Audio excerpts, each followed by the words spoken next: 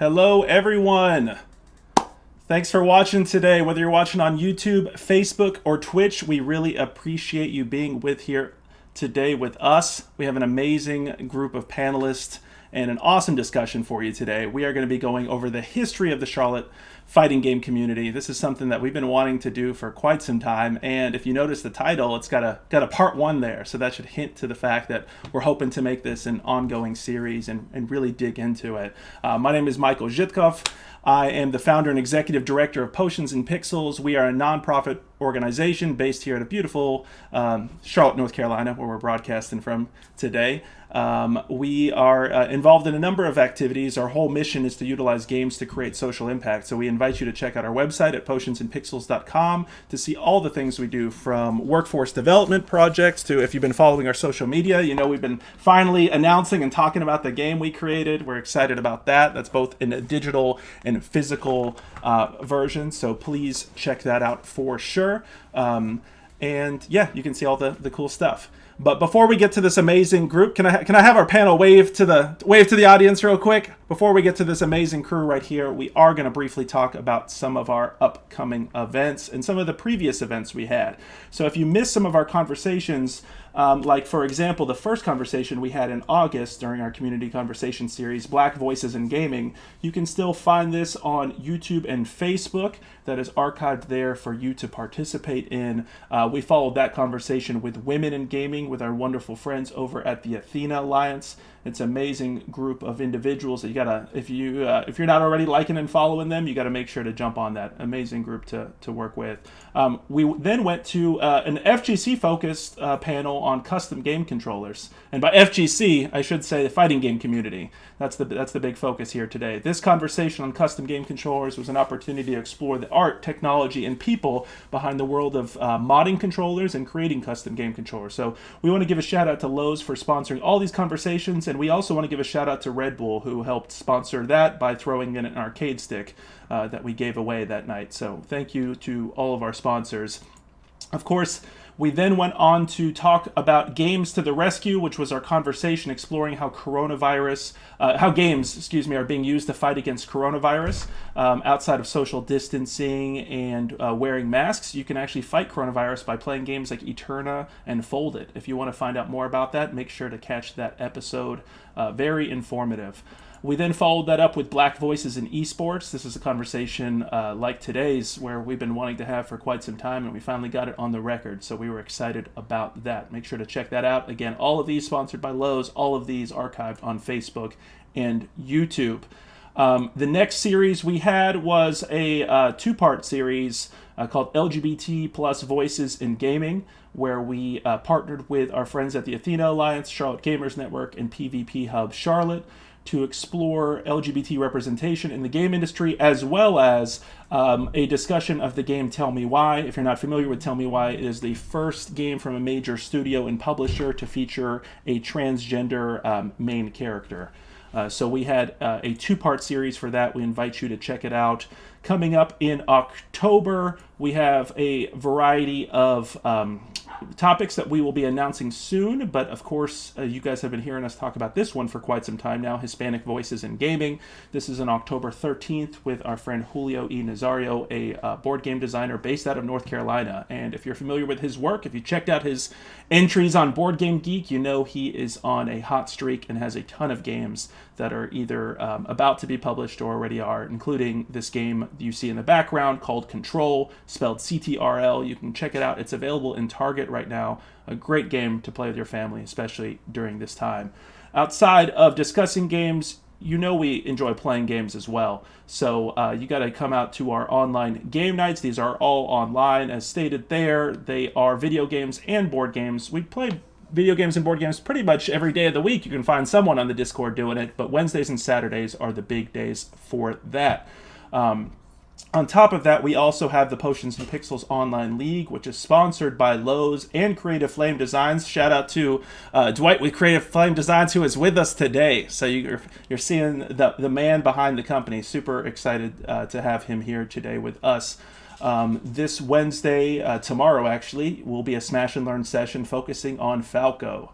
So it's a great opportunity to learn different techniques, learn about different characters, and level up your Smash Brothers skills. We invite you to join us for that. All of this is completely free. On Friday will be our King of the Ring series.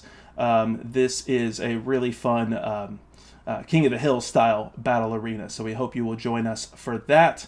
Then this Saturday, we have both the silver tier tournament as well as the bronze tier tournament. If you are not part of the Potions and Pixels online league, you can totally still join. All you got to do is go to the website potionsandpixels.com/league, potionsandpixels.com/league, and then sign up for the respective brackets. If you are already in the silver bracket, then this tournament is for you, as well as for people who are brand new entrants. You can jump into the silver tier tournament. We also have the bronze tier tournament. All of these have you can win real money on and just have a great time. We wanted to kind of create a league for people of all skill levels. So if you've never picked up a Smash a game before, or you're one of the best in the state, this league is for all of you. And then finally, before we jump into this conversation, I will also say that Indie Game Club is one of my favorite things that we do on Monday. We're taking a break from it this week, but if you've been watching us, we've done it for 2 months already, and we're going to continue in October. It's essentially a book club, but for indie games. So if you enjoy checking out new and exciting different games, this is for you. We play them on Mondays, and then we discuss them on Thursdays. We have an amazing group of guests, have a really good time with it. Really invite you all to participate. But of course, you all are here today for the history of the Charlotte fighting game community part 1, coming to you live on Facebook, YouTube, and Twitch. I'm super excited about this. This is something that Davon Sanders and I, who's catty corner across from me diagonally, have been talking about for quite some time. Davon's going to act as the special co-host in this case, maybe more of the special host in this case. I'm going to take a bit of a backseat more than I normally do. I might moderate a few things here, ask a few questions, but I consider Davon a kind of resident historian of the fighting game community. I know he might be hesitant. He's one of those reluctant historians who's keeping track of things, but doesn't want to step on toes with history, so I'm going to have to pull some of this stuff out of him. But I think we're really lucky in Charlotte to have such an amazing fighting game community. If you're not familiar with the fighting game community, it's one of the most diverse gaming communities out there.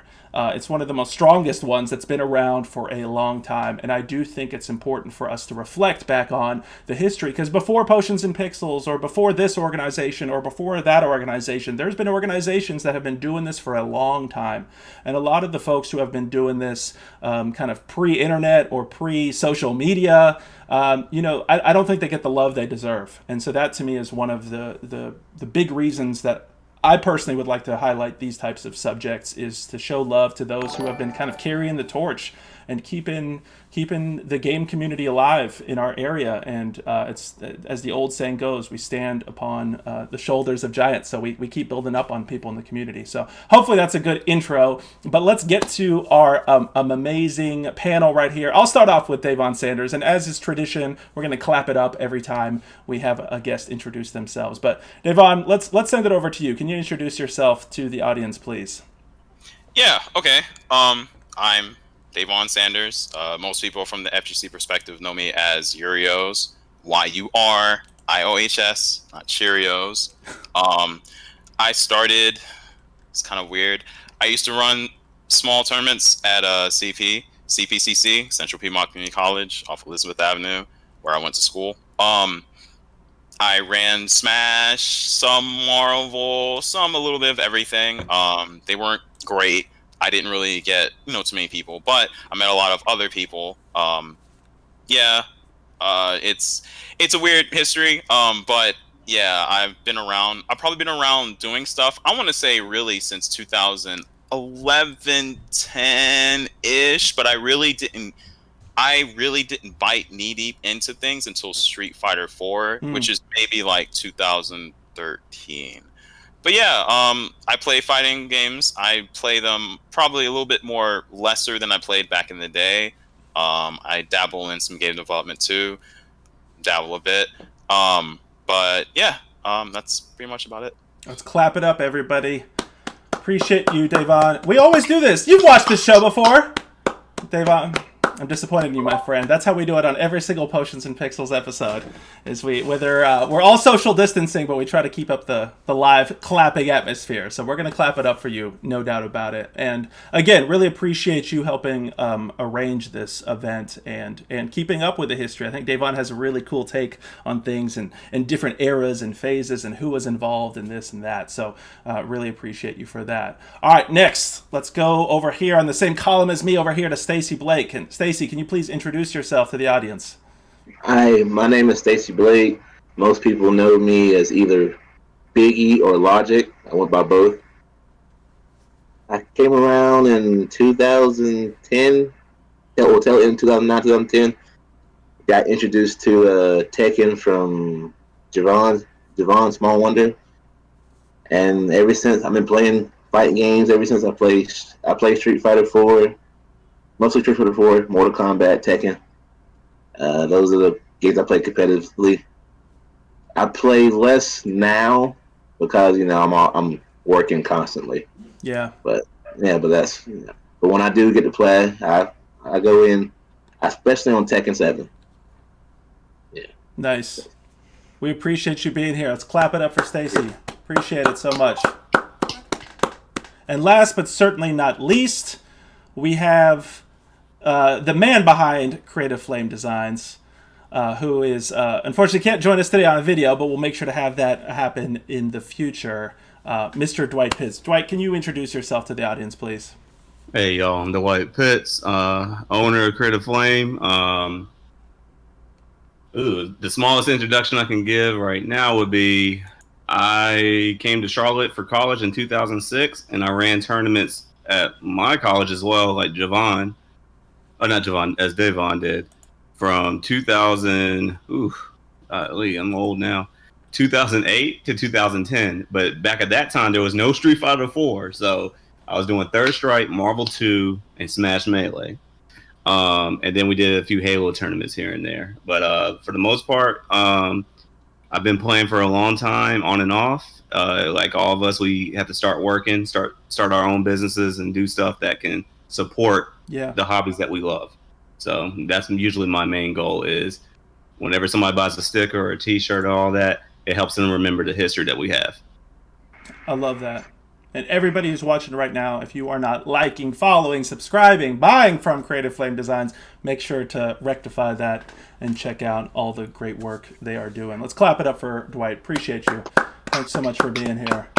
His stickers are on my laptop. What's that? Stickers? Nice. And we already got questions coming in on Facebook and Twitch. We got a few things here or there, so we might be able to pull those in a moment here. But I know Davon's kind of got a structure to this all. But we will say this before I toss it over to you, Davon, that we're trying to make this conversation open to the general public. I know we already got some key figures in the FGC here, the fighting game community. I'm breaking my own rule right here. I'm using the acronyms. I know we got you guys on deck and appreciate it, and would love to have you all throw out your questions, your comments, your own memories. But let's also just keep in mind we're going to try to make this as open to everyone as possible, because of course we want to grow the fighting game community and bring as many new voices as we can into it. So Davon, let's toss it over to you. I know you got some initial questions for the crew here. Yeah, and something too. I kind of got brought up. I just wanted to mention this, as I didn't mention this in my introduction. It's kind of important because it shows how people are connected.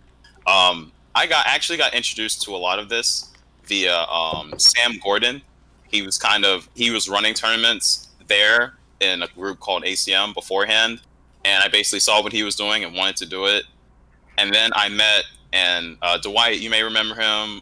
Stacey, you remember him. I met Julian Gray. Yeah, the homie. Yeah, he went by Darklight. Yeah, the Chun-Li player. He whooped me pretty bad in Marvel. He whooped everybody in almost everything. Yes. So yeah, I met him. Sam walked me to a gas station that he worked at, like basically down the street from CP, and introduced me to him. We played Street Fighter 4. I got whooped, and then that led me into like the caveat of like meeting other people. But it's something. I don't know. It's just something I want to mention only because it shows you how you meet one person and then you meet another person and then it just diverged, because originally I was never I was never really into anything. I played stuff competitively, but I didn't know. It's not the same. Yeah, it's not Yeah. the same. It's not the same at all. Life changing, bro. You're not wrong. You're not wrong Yeah. because man, Dwight. I mean, not Dwight. Julian's. He's really cool. He doesn't talk much, and I respect that because like he just came in, had his little tripod set up, Yep. and then that's about it. Get his 5 wins and dip. Yeah, pretty much. That's Yeah. crazy. Hey, Davon, actually, sorry, one more. I hate to interrupt you one more time, but I do want to address one comment in the Twitch real quick before we fully dive into it. No problem. So I see Evil Morgan is saying Charlotte FGC has been strong since mid-90s with the community gathering mostly in Mind Boggle at Eastland Mall, which we will talk about. He said, it's cool what you guys are doing, but you're missing a little more than a decade of Charlotte FGC. Hopefully you heard the intro to this. This is definitely part of a ongoing series, and I'll just say straight up that it is challenging, I guess, getting a number of guests to cover every single aspect of it. So we are doing our best and making sure that we do due diligence and cover as much of the history as possible. So we agree. We agree that we want to take it back. I mean, even before the 90s, I mean, you could take it back in a lot of these ways with the gaming community. I know, obviously, fighting games specifically to the 90s, but we're doing our best in that regard. And Evil Morgan, I'd love to hear your thoughts about this stuff as we unpack it. We just want a starting point. We feel like it's better to have a conversation than to not have it at all. And we understand, and I'll say this as somewhat of an outsider to this. I play fighting games, but I'm definitely nowhere near as involved as these gentlemen here, that we understand, or I understand, how protective the FGC is of the kind of the culture and the community, but we do think it's worth having these conversations to open it up to others. All right, that's my piece right there. Davon, take it away. That's no problem. I'm glad you said that because I just want to reiterate. There are holes that I don't know about. I can't claim that I was in X place or I was in X place. I can only claim what I remember. So again, that's why I wanted to make this, a series, and that's what it's going to be. And again, if there's anyone that are in, the areas that are older, like 90s and stuff like that, definitely, message me, message Mike, because again, I don't know everything, and that's what I want to do. I want to share the memories that people have back in the day, because I think they're very important. We're trying to honor the past, for sure. Right. Exactly. So, for sure. But yeah, speaking of honoring the past, so I'm going to go with first tournaments. Like, what was your first tournament? So kind of like, if you don't remember, not even necessarily your first like tournament, if it was like at GameStop or something, what was kind of the first tournament that really kind of like stuck out for you to where you really like popped in and you were like, okay, I'm in this bracket, I'm about to do this thing, and maybe you went 0-2, maybe you went 1-2, maybe you got top 3, I don't know, but it's like the thing that got your tournament kind of start like trying to like, okay, I'm going to actively go here. I'm going to start, even though I said all that spiel. It's not going to be long. So, even though I hosted, like Smash stuff, I wasn't very good, like really at all compared to most people. Most people know that. But the first tournament that really got me into like a different community that I didn't know about, because my range was really just CP, was Reapers. And I don't think Street Fighter 4 was out back then, or maybe it was, but I played Marvel. I played Marvel 3, and I played Wolverine, Spencer, and I don't remember who the last one was. I think the last one, it wasn't Sentinel. It might have been Taskmaster. I don't remember. Someone dropped. I think. Yeah, Dwight. Yeah, you can keep going, Devon. I'm Okay. sure he'll hop back on here. So yeah, I can message him. Yeah, I played those characters, and I was coming in. I was kind of nervous. I want to say that it was a joint tournament with, I think, XS Underground and Reese, but I may be wrong. All I remember is that I heard about this tournament from, I think, Sam or someone else. Anyway, when I played, I got bodied. I don't think I won a single round or a single match. But what I remember two key things. I remember Dwight, who's not here, but I remember Dwight because I didn't know him at the time. I remember him coming kind of out of nowhere and watching me practice. Hey, and it's There Dwight back. Yeah, I remember him seeing me practice or whatever, and he had said something to me because I used Berserker Charge, which is like a move that speeds Wolverine up, and then I used X Factor, and I was kind of like, oh, there you go. I was kind of experimenting. I was actually just being bad or whatever, and he was like, "Oh, what are you about to do?" And just kind of commenting on it, and I was like, "Oh man, maybe I'm good stuff." I wasn't. But I also remember, I think it was grand finals with Charlie Murphy. So Charlie Murphy was a player from Colombia, if I remember correctly. That's right. He had a Phoenix team, but Yeah, I remember people kept talking about him, and I was like, "Who is it?" And then I look, because I don't know anybody. I just heard the name, and so I look around, and I'm like, "This dude looked like Charlie Murphy. He looked like him." I'm like, "Oh, okay, that's strange, but okay." It was really funny, but it was an atmosphere of like everybody's trying to beat him, whatever, and he wasn't gloating, but you can kind of tell that he was like, "Oh yeah, I'm about to take this," like. And it was that atmosphere kind of pulled me in, and then ever since then it was kind of just a downward spiral because I alternated between that and some Smash stuff kind of here and there. But that was me, yeah. Who wants to go, Stacey or Dwight? And I want to give a quick shout out. Thanks to Coinmonger for the bits, and big shout out to Food Stamps. The username Food Stamps. Everybody always wonders when I said that. Food Stamps free in the Twitch chat. People here know who Food Stamps is. This is the third time this man has gifted a subscription to someone for a sub for our Twitch channel. So huge shout out to Food Stamps. Appreciate you. I'm sure you'll have some stuff to contribute to the chat, and you'll jump in here and there. But that's getting clipped. I'm about to say, Dwight, you can go if you want. All right, so back to what Devon was saying. I had to log on to the phone right quick to make sure I didn't get disconnected. But the first tournament that got me like really involved, like just in FGC in general, was like he said, the Reapers tournament.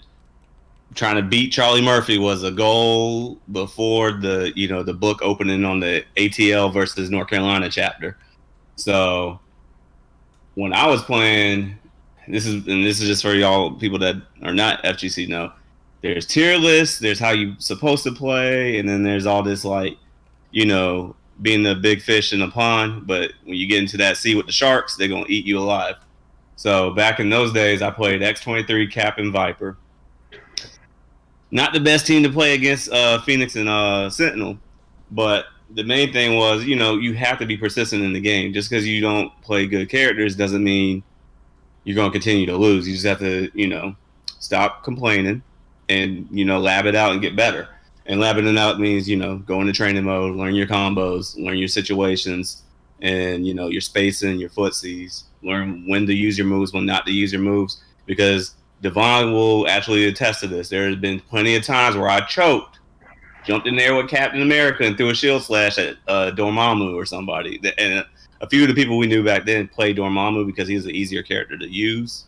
Like his super move was so good that if you did anything from full screen and messed up, he will kill you. But yeah, that Reapers tournament was the one that was like, okay, I want to play professionally. This is before I got married, before I even fully finished college. But I was like, I definitely want to play these games at a higher level, so people can respect me.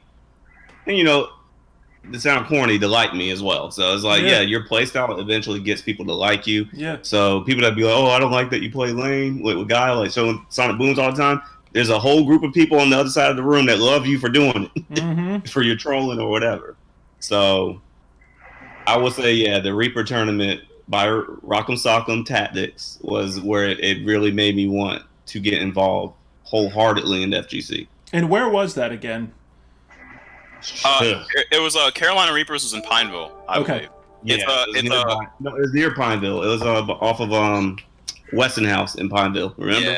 Yeah. The guy at Reaper switched to Pineville eventually, and then we all ended up going there. He did it in Pineville by Westinghouse, and I remember that specifically because we was in that back room, and at that time there was 20 people, and then eventually Tactics did so good that I was like, oh, we having 100-man tournaments every couple months those last couple years.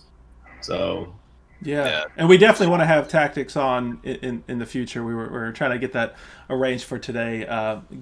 Definitely give him a big shout out. He's arranged tournaments for Potions and Pixels as well. Appreciate his role in all this. Quick shout out to Hot Cheetos 13 for subscribing. Thank you so much. Really appreciate it. Love that username. Appreciate it so much. That's my boy Ian. Thank you, Ian. Appreciate it. Well, for me, I was already playing competitive, but not fighting games. I played Halo, Halo 2, and Halo 3 competitively. Bruh. Then I stopped. And then I got introduced to Tekken by Devon, Small Wonder. And my first tournament was at a Lucky's card shop. And he's like, you should just play. I mean, have fun with it. I'm like, all right, cool. So at that tournament, that's also the first day I met Demo and Ace. So I got to talk to them about tech and everything. Of course, I lost terribly. I went 0-2, but I had fun playing it, and it kind of got me back into competitive play. And after that, I've been hooked. I play P6, Tekken 6. I picked up Street Fighter 4, and then Play a little Five. Huh? You played a little Five. Yeah, I play Street Fighter 5 a little bit. I only play Battle. I told everybody if Rose ever came back in Street Fighter 5, I would play it again. And lo and behold, she's the next DLC character. I played Mortal Kombat when it came back. But yeah, that's... You talking about 9? Yeah, 9, 10, and I played 11. But my first... Lucky's Car Shop, the atmosphere, and I met a bunch of people from Lucky's, like I said, Demo, Ace. That's how I met. That's how I didn't meet him, but I got a phone call from a dude from Georgia named Eric Chester, and that's how I met him. Well, talked to him a little bit, and apparently, maybe a couple months beforehand, Justin Wong was in the area, and he came down and with everybody at Lucky's, cause he was going to another tournament somewhere else. I wish I was there for that, so I can. Just to, got to see him play, but me, Lucky Car Shop, and after that, took off for me. Yeah. And I do have a bit of background. I played H2 with a bunch of friends that ended up doing some, they ended up going to, I think, MLG Orlando and got basically tossed, but it didn't really propel me anywhere. It was just, I can go double shotting and BXRing. That's about it. It didn't propel me anywhere. Like, I would keep up with MLG, so like competitive stuff was kind of in my nature, especially going to CP. But I wasn't thinking locally, I guess, and I wasn't thinking fighters. I had another friend. It's a little bit derailed, but it's fine. I had a really good friend. He was more or less a brother. Kind of still is now. Who kind of introduced me to fighters just in general. He had like a ton. He had everything. I did not have much fighters. I had like Street Fighter, like I had like Street Fighter 2 for Super Nintendo, and we met like in middle school, whatever. My mom's friends. They knew each other in high school. But anyway, he introduced me to almost every fighter known to man. And so this is Mark Cotman. Some people may know him. Some people probably don't. But he played almost everything. And I didn't know about that. It opened my eyes to a whole world. He basically had like CDs like everywhere of almost every fighting game, and it was insane. Dreamcast bird disc. Oh, now here's the thing: it was only PlayStation, really. It was only PlayStation and a few like N64 and stuff like that. Not even. Were y'all doing the swap disc for PlayStation? Not necessarily. What would happen is I would go over to his house and I would play for a little bit, and then it was kind of that. The only game I actually borrowed from him was Third Strike, I think.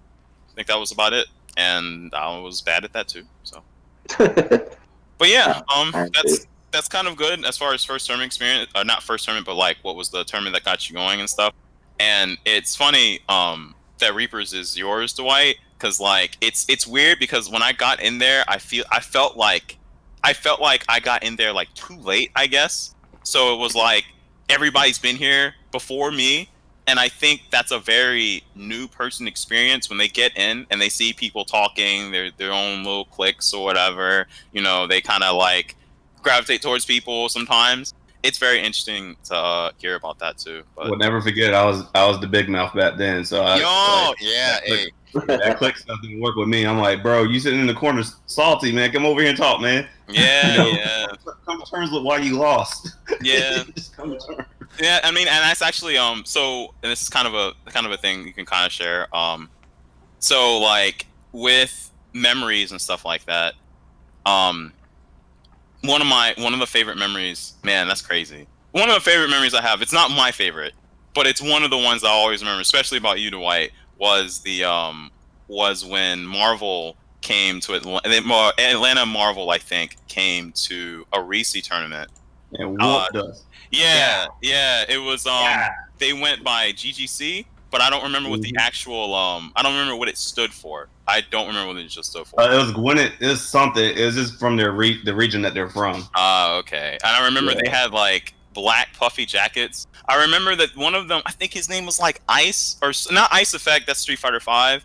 I don't remember what his actual. I know what you're talking about. No, one of them was named Ice though, but I don't know if it's the same Ice. But one was named Ice, and it was weird though, because look, only Roach King, Dante Launchpad, yeah. We're at that high level of like, hey, we're absorbing all the YouTube videos. We're gonna make this Wesker Bible that Biscant made, and we're gonna clean house. But all the people that were like tagging along with him outside of Pork Chop, because he was an old head, right? The rest of them, they were no different than us. It's just that they had two high level players telling them like, hey, bro, this is the tactic that you need to use to win. These are the teams you need to use to win. Because Georgia at the time, like I said, North Carolina at that time, because we didn't have those old heads coming back until Tom Chadwick and them started, speaking up. It was literally, hey, we're playing to have fun, do. And Georgia's like, no, bro, we're playing to win. We need your money. Like, can you guys take that back for me, just so I can understand this a bit more? Because I know you guys mentioned Tom Chadwick, you've mentioned a couple things, but just going back, can you guys kind of explain like the roots of the scene, like maybe even going back to the 90s, like what you had heard about the scene or understood about the scene before you all entered? And I also want to just give a shout out to a couple people on here.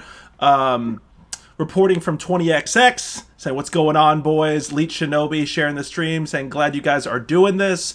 I Am Simba saying, yo, I Am Simba. If I'm not mistaken, you actually won our first Street Fighter tournament that actually Tactics organized back, I think, when we did Pine Central. That must have been like, I think, early 2017, if I'm not mistaken. That's an arc in itself, yeah. What's that? Yeah, I mean, when I'm he is an arc in itself. Oh, yeah. Like I said, timeline wise, you might have 3 pros, bro. Yeah. Well, let's go over that stuff too, so just the general public understands. And then, real quick, also, Food Stamps is mentioning Ice Pikachu. I don't know if this reference I'm unnecessarily catching right here. Is that? Do you guys get that reference?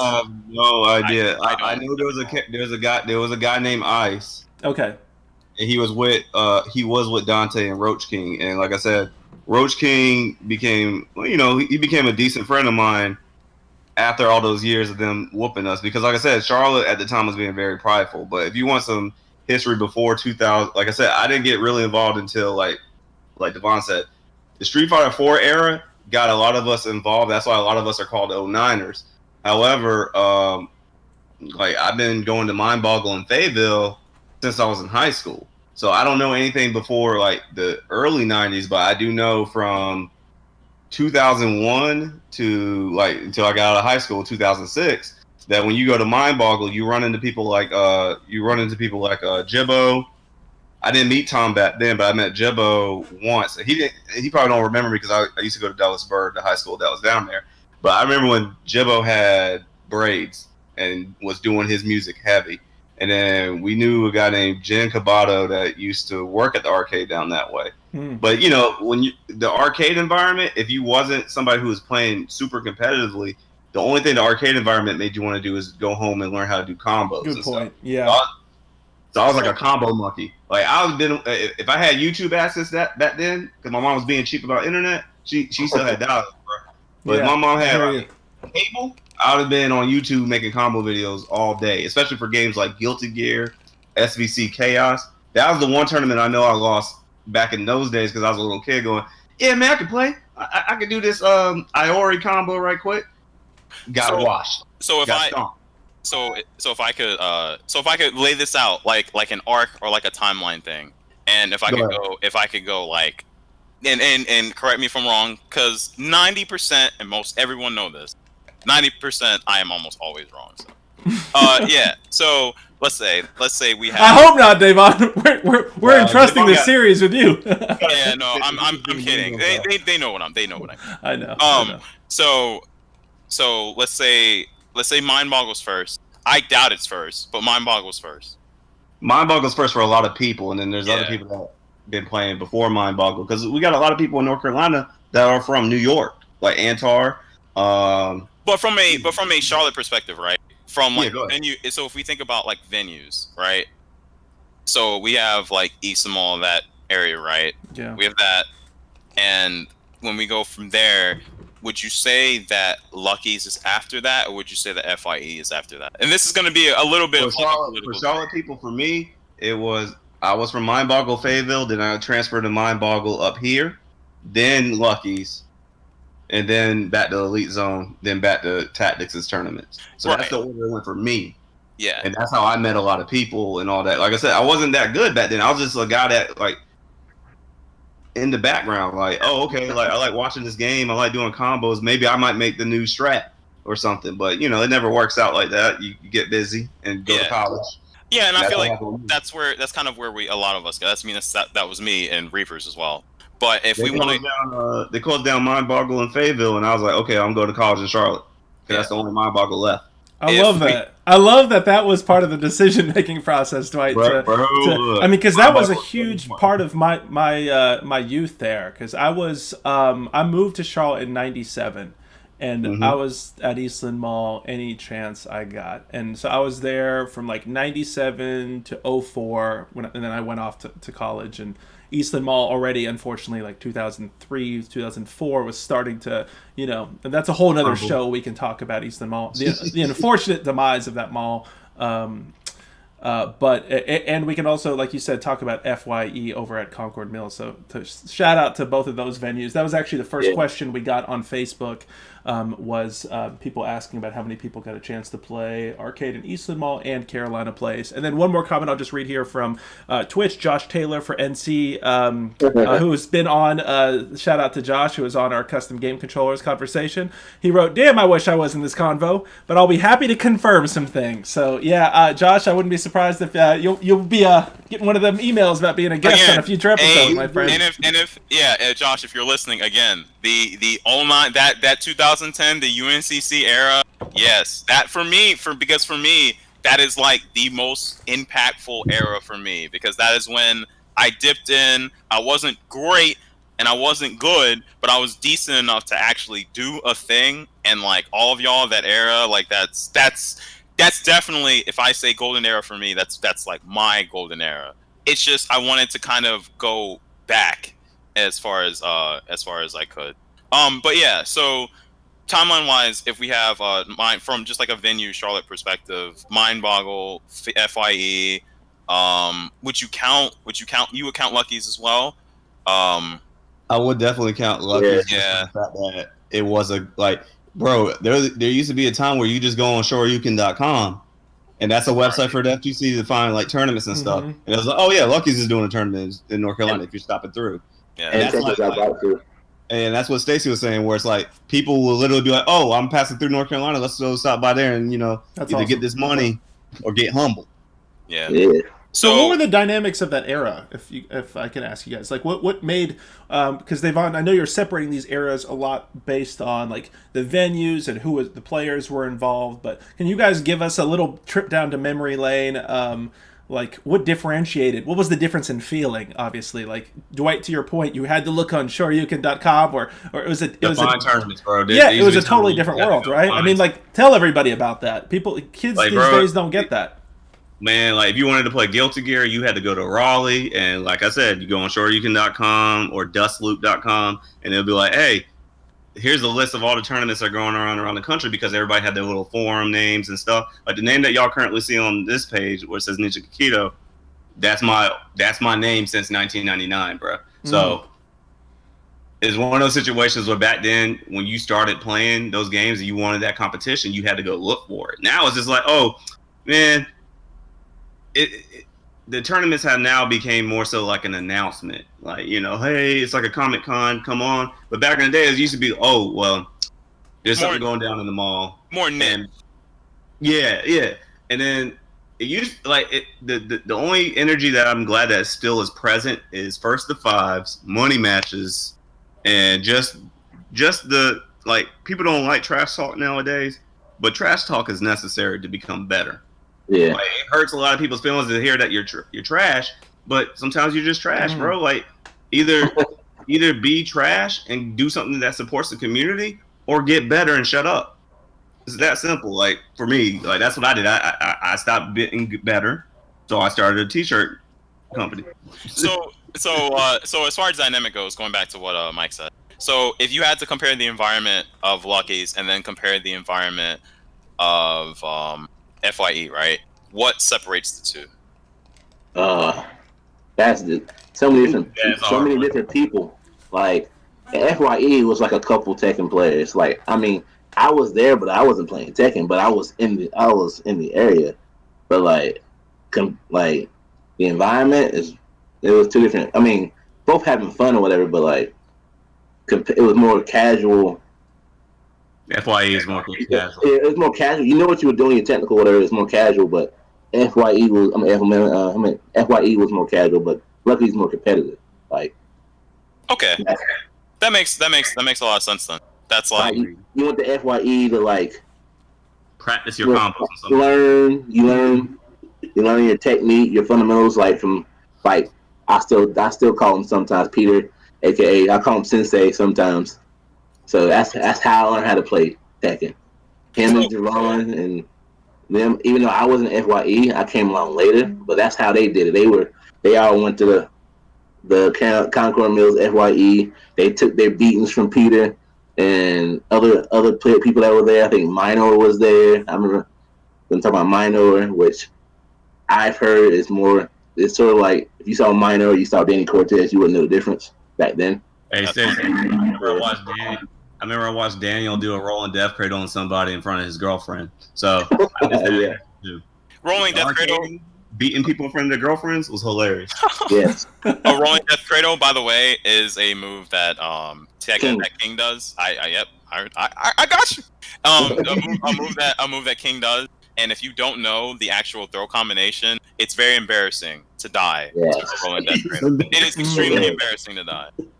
So I have another question from the Street Fighter perspective, because again, this is coming from somebody who did not go to either venue. From the Street Fighter perspective, there was no presence in FYE, but there was presence in Lucky's, correct? Yes. Oh yeah. Street Fighter was heavy at Lucky's. Like, we'll have like 2 or 3 setups for Tekken, maybe even not. 3 is like the most, but the rest of the TVs, like whatever, was like, were like 10, 11 Street Fighter. Cool. So, like everybody was there for Street Fighter.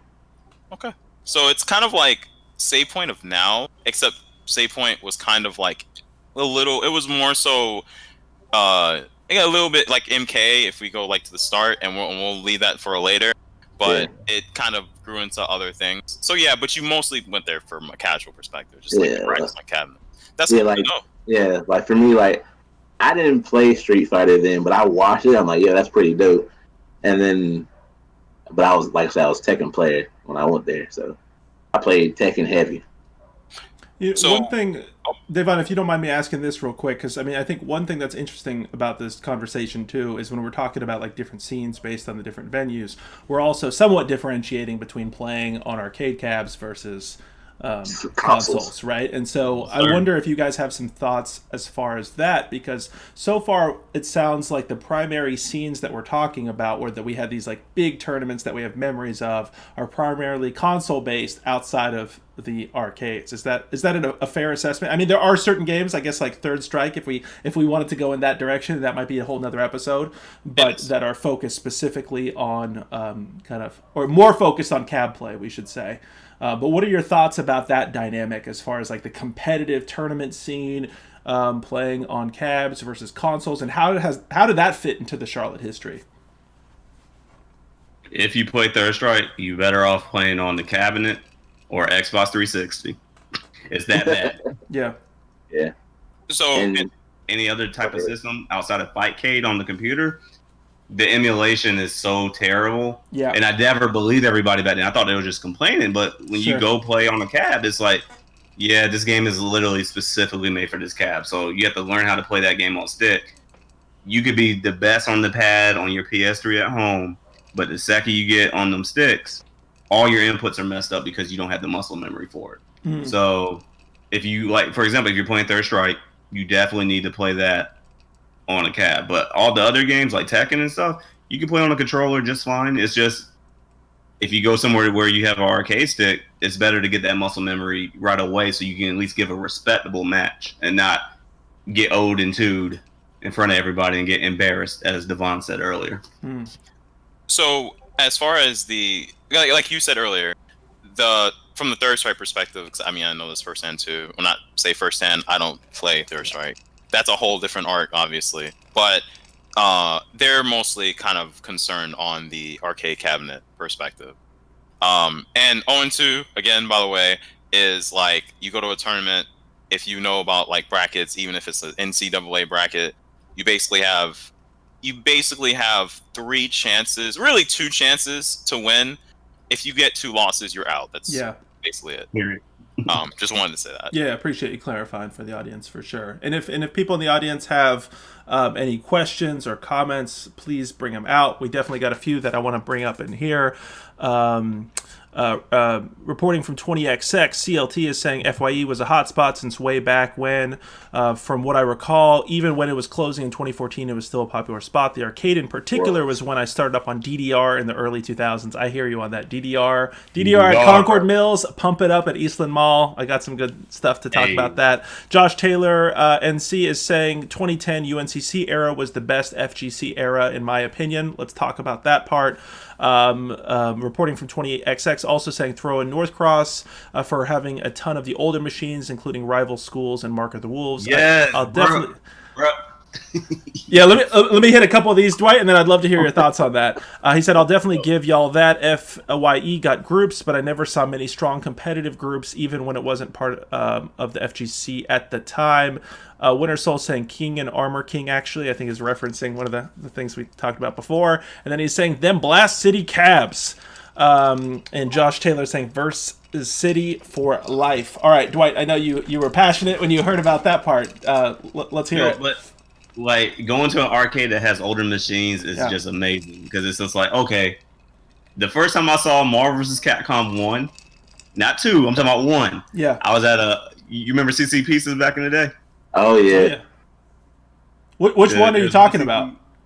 Just CC Pieces, period. Oh yeah, I remember CC's for sure. I don't know what deal they had with Capcom, but all of them had at least one Capcom machine. Gotcha. Yeah, that's right. And I was just playing Marvel vs. Capcom 2, playing with Mega Man and getting washed. So when I hear somebody says a place actually had all the old cabinets, because FYE eventually got, like, before they closed down, they were selling all their cabinets for like $250, like all the Capcom ones. You're kidding. But like I said, when people say, stuff like, do you remember this arcade that actually had cabinets and not, be a hookah lounge? I'm just happy to hear it, because I'm tired of seeing these arcades, and I'm doing air quotes so y'all can't see me, but they're just little fish games. Yeah, for sure. That's been bothering me a lot in Charlotte recently. I'll be driving, I'm like, oh, arcade, and I'm like, oh yeah, they're trying to get me. Yeah, I hear you on that. And can you guys correct me if I'm wrong, but I might totally be butchering this, but I'm remembering back in the FYE era, wasn't that the Tekken that was released there, wasn't the arcade version you could plug your controller in, right? Yes. Like yes. I'm remembering that. Am I remembering that correctly? Like, was that 2000? Yes, yes sir. What I year? don't know I don't remember the year, but I know for a fact. Plug in. Yeah, you could plug in your PS2 controller and. Yeah, I want to say like 2003, 4, 5 era. I'm trying to remember exactly when I was out there. Did that? Yeah, you can plug in your controller. Yeah, Tekken 5 Dark Resurrection. You could go up there with your PS2 controller and just be like, yes, it's like being at home. yeah. Did that factor into any of the competitive scene as far as like allowing the console? Because that's rather unique, right? It allows people to potentially. I'm assuming it didn't support arcade sticks like that were pluggable through the PS2 port, but That I I'm not don't sure. know. I'm I just knew curious. people that could build them. Gotcha. I was just curious if that factored in any way. It might not have.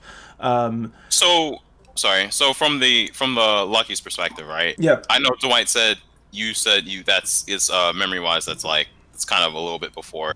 Uh, sorry, Stacey Dark Logic. What is your memory or your favorite memory from Lucky's? My favorite memory from Lucky's. It was an incident. All right, hey. No, it's not no. nothing bad. Nothing bad. Okay. Let's hear it. I'm excited. It was Demo versus TCO Mario Smith, and they were trying to, they were picking stages, but they kept getting stages they don't like. So they said, "Let's do random. Let's do random one more time." And they did random one more time, and they got a stage in T6 called Lightning Strike. And as soon as they picked the stage, lightning struck. Cause it was raining and thundering that day, and it killed the power in the whole entire building. Oh, damn. That was my favorite incident because it was random, out of nowhere, and we blamed him for it every time we went to Lucky's. That's crazy. Oh, that's like hallway brackets 0.5 or Yes. maybe 0.1. That's crazy. Yeah. You want to describe that, Davon? You want to tell everybody about that for those who don't know? Again, I kind of there's some stuff I want to say for that of like a specific segment that we may not do today because again, that's an incident that certain people were there for, and I want them to like explain it. But hallway brackets, long story short, we were at. Now here's the thing: final round TFC. Which one? It was TFC. That's why I just want to make sure because there was a power outage there too. But at TFC there was a power outage. And everyone, it was basically, I think it happened during someone's event, but a lot of us had already been done with everything. Yeah. So it was power out, and you have a bunch of people in a hotel. Again, if you think about tournaments, just kind of explaining it, when you go to a tournament, you usually are in a venue. It's usually a hotel, and we usually play in ballrooms. So when the power goes out and there's an event going on, or there's not events, everyone's usually in their rooms. They're usually in their rooms playing, money matches, other stuff going on. In this case, a lot of people will book the same room in the same kind of hotel to make sure that they can play with everyone. On the same floor. Yep, on the same floor. And you'll have floors that will be like the Blaze Blue floor and other floors and stuff like that, just to get people a bit of a setting, right? Sure. So when the power goes out, everyone's like, oh man, the power goes out, what about my entry fee, blah, blah, stuff like that. So I don't know who started it. I want to say Data did start it. I definitely want to say Data started that. And Data is a group that was in an organization in Atlanta. They do fighting games as well, and they help run a lot of stuff. Shout out to Data, for sure. Yeah, I want to say they started it, but I could be wrong. All I remember, though, is that people were crowding around an emergency outlet, and the emergency outlet is where like a telephone, I think it's like an emergency telephone is, and basically this outlet has power. Someone can explain how that outlet has power, but it has power. So they around there, and basically we set up, when I say we, I don't mean me, I mean they set up like a weird pseudo tournament, pseudo in the dark-ish because the power was out, but it's like, I think the backup, I think the backup generators were on. I think that's how we were able to do it. But yeah, like the power was out because it was lightning and thundering outside, and people were ordering masks. Yeah, and that's something to. Which hurricane was it? I don't remember. I don't remember, bro. Yeah, was it Francis? Maybe. I think it was Francis. But yeah, so obviously I didn't explain that part, but there was a hurricane there. I just remember I was sleeping in my bed, and I woke up. And I saw a bunch of pizza on the dresser, and I don't remember who, I think it was maybe Taj, I don't remember, someone in the community. I saw him walk out, and I saw a bunch of people walk in. I'm like, man, what's going on? And I look outside, and I see all these people playing, I want to say it was 5 at the time, Street Fighter 5, and I'm like, what is going on? Because when the power goes out for me, I go to sleep. I'm not about that drama. I go directly to sleep. Power goes out here, I go directly to sleep. And that's what I did. And then when I woke up and saw a bunch of pizza everywhere, and I saw a bunch of people taking the pizza, and I'm like, okay, I don't know what's going on here. Go outside, everyone's playing. So we had a pseudo tournament outside with no power on, and it was really fun. It was crazy because it was like, I mean, there was stakes, but there was no stakes. It got trending on Twitter. I think it was hallway You're brackets. welcome, by the way. Yeah. Welcome, by the Okay. way. Yeah. Okay. Yeah. Right.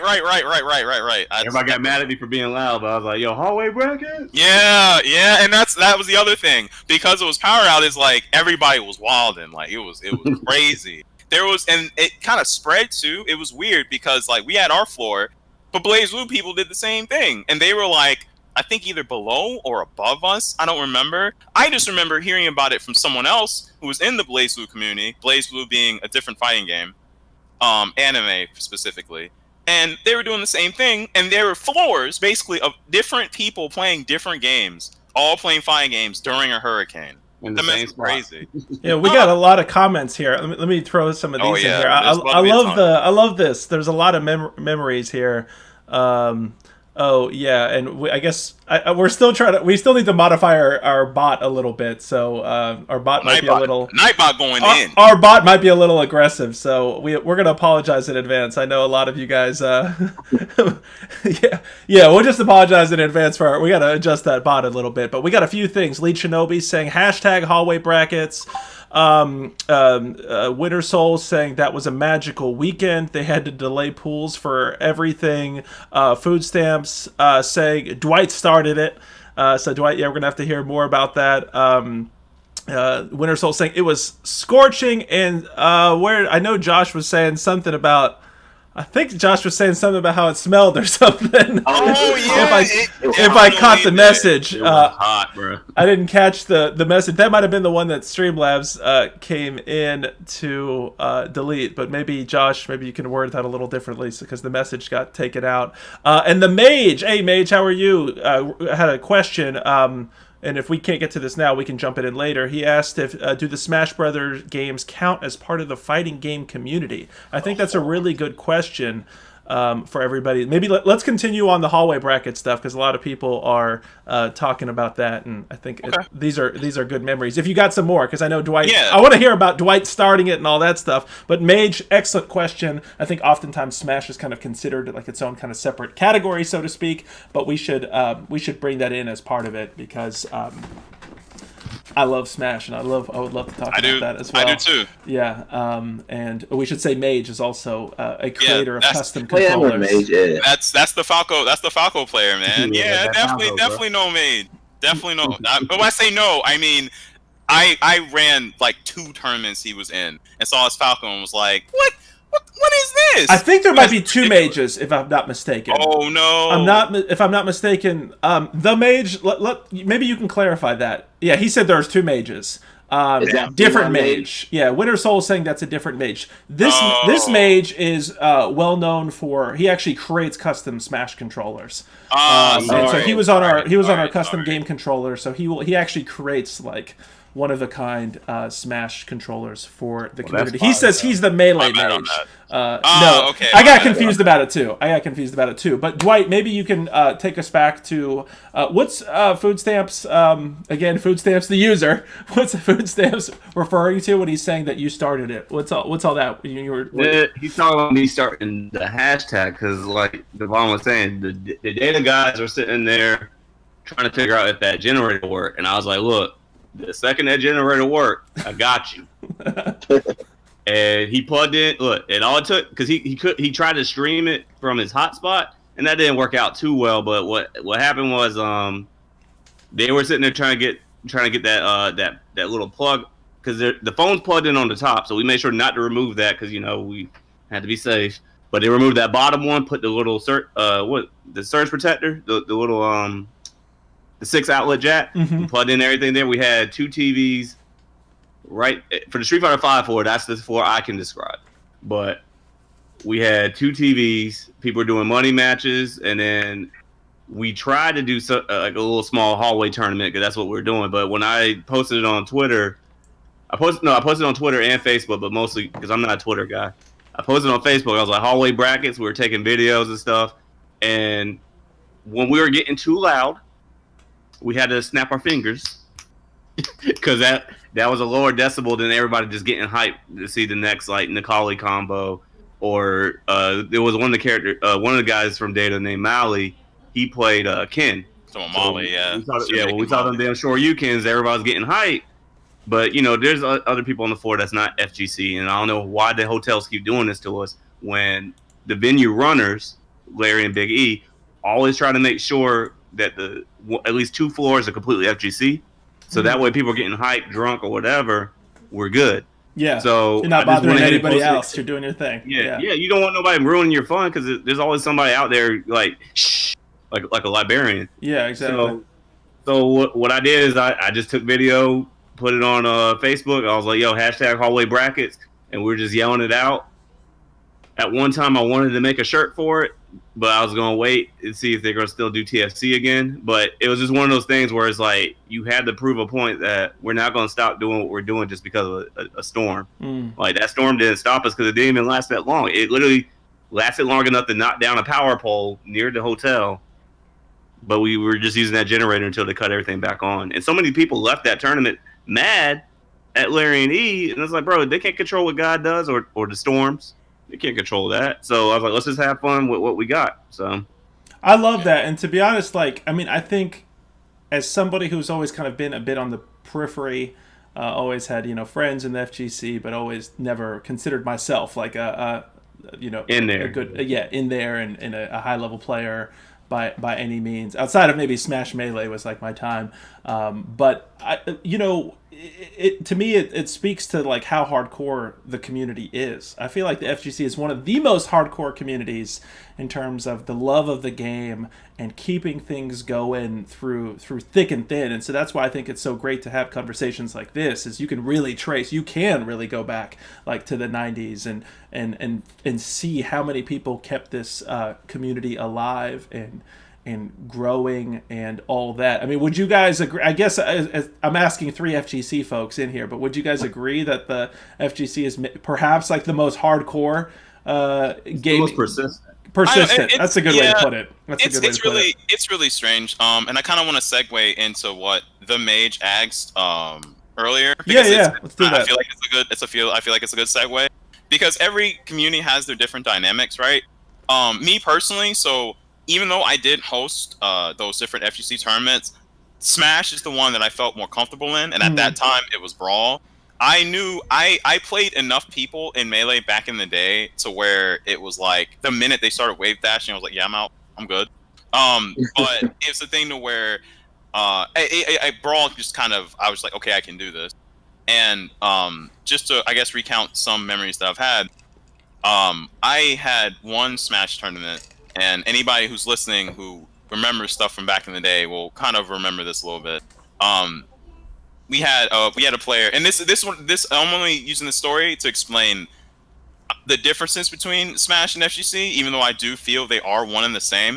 But there are dynamics that separates them. So I had this tournament, and one player that was at CP at the time, probably in my opinion the best at that point in Brawl or kind of Smash period, but maybe not Melee. I don't know. He didn't play. Was CJ, aka Craig Washington. I think he went by like Elite with like a little squiggly as like the handle. So if you think about, you make a Smash name in the 5-letter words or whatever, and then he had another handle too. At the time, I ran events, but the thing is that when you have certain levels of players that some are good, some are bad. He was on a different level, a completely different level. And like Dwight said earlier, you had to go on different forums to find tournaments. And that was kind of my foray into like the Smash boards and finding about UNCC, but I'm not going to necessarily talk about that. There were 2 players specifically. I think it was Scotty OB and Vice. I saw them at one tournament I went to a long time ago, and then I asked them to kind of come to this tournament. They came and they played. That whole scene it's just that the game itself, because the tournament was fine, Scotty OB and Vice. I don't remember who's won because that was so long ago. I want to say Scotty may have. And I want to say it was actually a session. It wasn't even a tournament. But it allowed them to meet and stuff like that. And they may have met before, but it was just a thing where they played. But as far as relationship goes, that side of things, the people that were in the room that were playing, they were playing Smash. Some of them played different games. That was Some of their them game. played, yep. Some of them played Street Fighter 4. Some of them played other games. I'm talking about the people that were native in CP at the moment. Some of them played a lot of drastically different games. But what I noticed is that when these two people came, I want to say from UNC Chapel Hill, if I remember correctly. I think they may have came from separate places, but I remember one of them came from Chapel Hill. I don't remember which one. But when they came and they played, some people who played like a majority like fighters, some of them left because it wasn't playing for fun at that moment. It was kind of like a weird, serious training session. And then others who played Smash, they more or less stayed. So you have a dynamic of Smash is a game, and then we had like, I think we had Street Fighter 4 back then, or it was another game, but it was like mostly traditional fighters. They both exist in the same ecosystem, but they're so drastically different that one does cater to the other. So I played in like Mid-State Massacre when they ran Brawl for like maybe one time, and I played a little PM. I've kind of been on both sides of the fence, and it's just that you will have players that cross over, but when you main a game, it's like you're either one or the other. So to answer that question, it's just weird because I feel that it is a part of the community. It's just a very separate entity. That's my take on that. Yeah, and I mean, Smash plays quite differently. Right. Yeah. It does, but the same kind of mindset, you kind of still have to have a mindset of making sure the opponent does certain things, controlling the opponents, and from a spacing perspective. Like, I'll get into some fighting game technicalities. You have spacing, you have footsies, and stuff like that. Smash does the same thing, just in a different way. So it's weird to explain, but when you have someone who has fighting fundamentals, I'm going to put Food Stamps on the spot right now. Food Stamps in the chat. Yeah. Food Stamps is a very good, fundamentally sound player in almost every game that he plays. Oh, yeah. Right? He's really good. When we got I heard he's all right. Just okay. That's funny. When we got Smash Ultimate at the house, he's probably played Smash before, but he picked up, I think Richter, he picked up the Castlevania boys or whatever, and he fought me. And I think he may have won a few times. I don't know. He'll say something in the chat. However, I noticed how he was playing. He played Smash. He still did kind of the basic Smash stuff, but a lot of the stuff that was kind of like, a little foreign / like not the same, like he wouldn't fight off stage. He wouldn't like kind of ledge gimp. He wouldn't do a lot of stuff that is like kind of like staple to Smash. But when you're on the platform, like when you're on the stage, it's still more or less a quote unquote fighting game.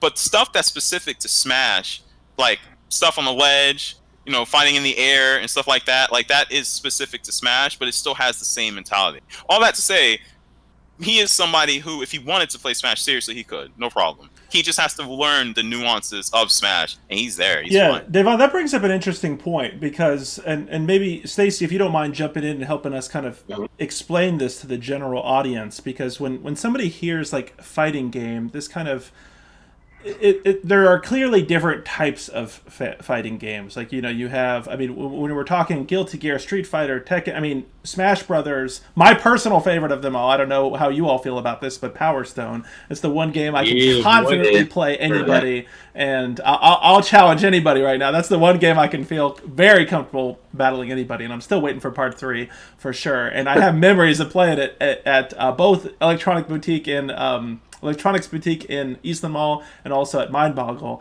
But Stacey, can you kind of give the general public like a breakdown? Not trying to put you immediately on the spot, but what is like kind of the breakdown of like the different categories of fighting games and how they compare and like the skills involved in them? For me, I mean, I played Tekken the longest out of the two, Street Fighter and Mortal Kombat. of course, Mortal Kombat, Street Fighter, 2D fighting games. So like, there's just a back and forth. That's how everybody walks back and forth. You have jumping too. Tekken, in other words, you had not really jumping. I mean, now it is since you have Akuma in the game, but it's more of a it's 3D because you have the sidestep. So like, there are moves that are linear that are just straight that you can move out the way, sidestep it, and you can punish the person for doing that move, or capitalize on their mistakes. Yeah. And like frame, like I don't want to get into that, but frame data is totally different for both games. Can you explain for the audience, what do you mean when you say frame data, just so everybody frame understands? data is like the speed of the move, or the hit, or the activation frames of the move that you throw out. Mm-hmm. So like, for instance, for Tekken, I know Tekken. Everybody in the game in Tekken has a 10 frame jab. Everybody. Actually, no, everybody. One person I know for a fact doesn't have one. That's Garmin. I think his is 11. But like, it's just how fast the move comes out in 10 frames. Now, if you block that move, it's whatever it is on block. Everybody's frame data is different. Like, some people have faster frame data, some have slower.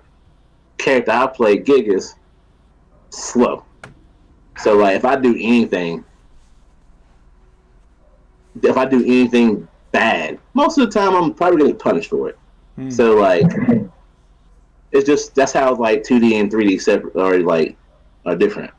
So Yeah. I forgot in Street Fighter. He can tell you the Street Fighter like. Yeah. It's kind of like a general gist. So the thing is like he said, like he's talking about. So he explained how in Tekken almost everyone has a 10 frame jab, and when you think about that, just think about that like the lightest move that you can do. Yeah. One of the lightest moves you can do, which is like square, I think, right? Yeah. Okay. So in Street Fighter, some characters have a 3 frame jab, some characters have a 4 frame jab. But when you think about it, there's two things that I kind of want to clarify too. When people play fighting games, and this is kind of the thing that really makes fighting games unique, some people will play based on frame data. Some people will play based on like, I know the frame data of all of these characters or just my character. But a lot of people play the game from a feel perspective. And what that means is they look at the animations and they're like, I feel like this move can hit out this move.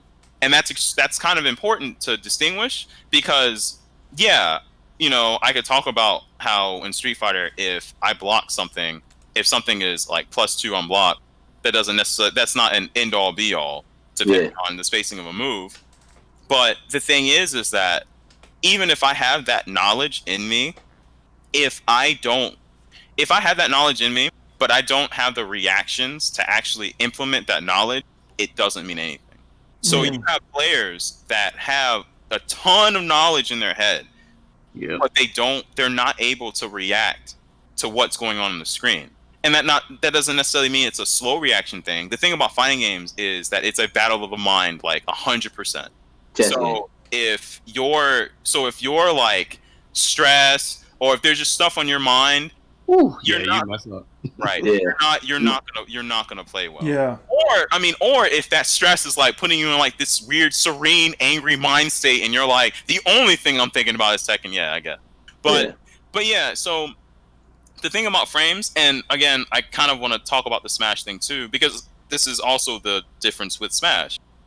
Because Smash is so kind of freeform, frame data is actually important, but it's weird. Like that's where hitboxes and hurtboxes kind of come in, kind of a little bit more than the actual frames themselves, which is debatable.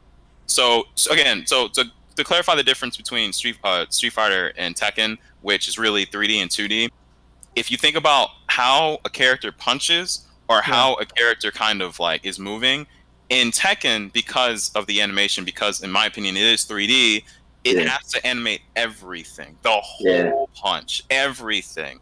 Whereas with 2D, you kind of just have an animation. You just kind of have a little boom, boom, boom. Like it's just a little keyframe thing. Yeah. So, and keyframe as in like if you have like a flip book and you like flip it and it's like a little animation. Think about that flip book and think about that from a frame perspective. Each page in that flip book is a frame per se. If you want to think about frame data, think about it like that. If that's easier. Yeah, because again, with Street Fighter, it's really weird to talk about.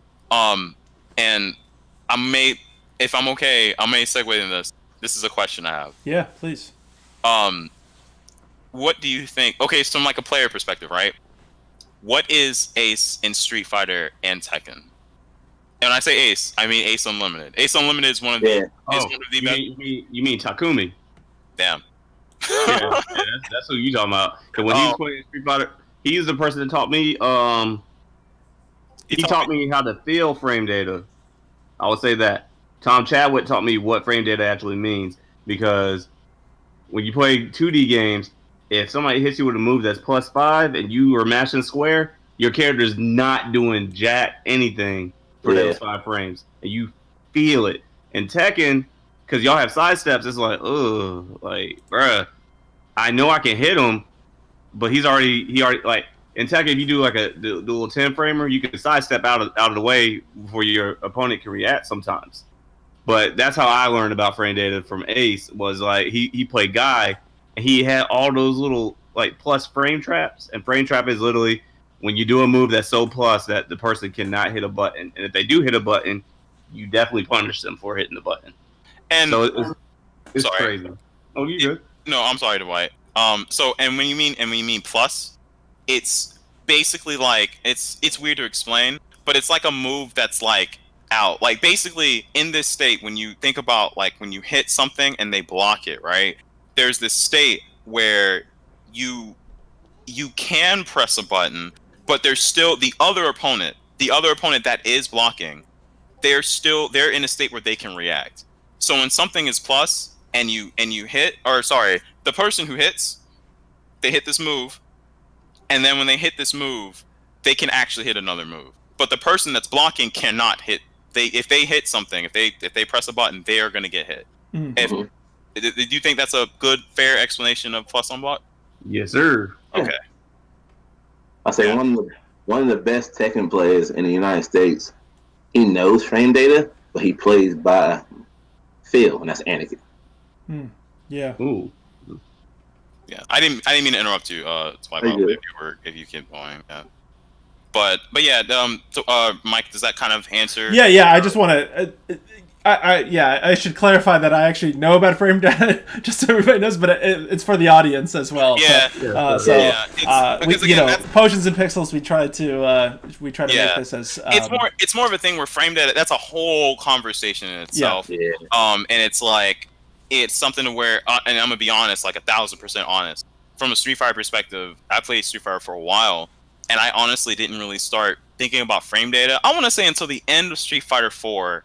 Up until Street Fighter 5, because Street Fighter 4, and this is kind of a common perception for a lot of people, even new, it's like you look at this fighting game and you see these people doing these fancy combos and they're like, wow, that's crazy. And that's the thing that you hold on to. You hold on to like fancy combos and like, oh, I want to do the same things, but you're not understanding why you're doing those things. Like you don't necessarily understand like the implications and the implementations.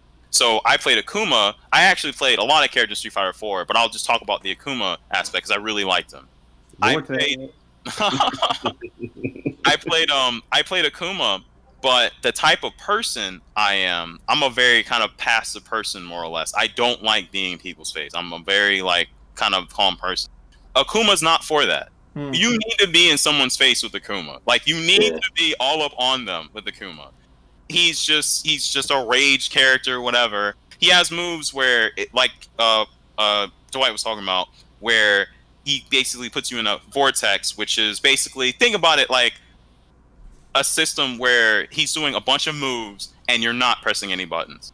I'm not going to go super in depth with it. It's just you're in the sequence of animations, and if you press a button, then you're going to get hit with a fireball over the head.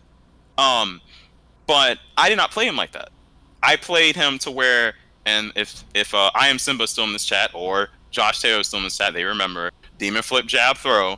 I played him in a way to where I could like do something. A demon flip is just a flip in the air, and you have an option to throw or to do another move. I think a palm, and I think a sweep over as well. And I would just mix that up. I would just mix that up kind of constantly. But I never did. Never did vortex setups because it was something to where I didn't really know too much about them. I did not know about them until later, until I realized implementation of what was going on, why I was doing something. And this is kind of something I guess I want to talk about is like the thing about fighting games, and I guess the thing about the Charlotte FGC kind of specifically is that when you look at how people play different games, whereas Tekken or Street Fighter, or even Marvel, you can kind of make a lot of parallels to like a lot of different thinking of those types of players. Like you can kind of see personalities really fly. It's like you have your own personal kind of fighting style, and you kind of show it in your gameplay. It's kind of like, in my opinion, it is like an art. It is definitely like an art to where if somebody sees me playing Dawson, that the reason why I love Dawson so much is because he fits me. He's very not even just aesthetic, just in gameplay. He runs away a lot, and he hits you from a distance a lot. I don't like being in people's faces. I like, staying away. I'm not, straight up run you with fisticuffs and nothing like that. Like, I don't really like that. How about you, son? Yeah. And I'm sure you can use that to your advantage as well to like break expectations, right? Especially if you're in a tournament setting and a player anticipates you're going to, by choosing a certain character, the player already has like a preconceived notion of how you might play. Based on the character background, how that character is typically played, maybe off of how they feel you as a person are, to your point, Davon, about the connection between playstyle and personality. So I'm sure that's also kind of the reason why we have seen like some historic upsets and things of that nature is people might have subverted expectation of how the characters were going to perform a certain way. I'll give a good example, right? Yeah. So I play and this is gonna cause some people to be funny a little bit, but so me and Jared Sinclair, we play Street Fighter 5 a lot.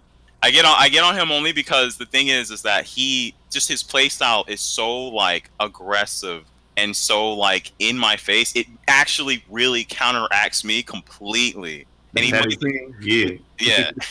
plays a character where basically if he touches me, I'm more or less dead unless I get lucky, pretty much. Because this character has to, it's just a grappler. It's a wrestler that has to, get in close in order to do anything. So he has to either mentally psych me out, which is kind of easy to do. Not really, but whatever. He makes it easy. Basically he has to frustrate me to where I get he gets an opening and then he's in there. He's, bodying me free. When I say bodying free, it just means he's beating me like completely, so where I don't, have a chance or whatever.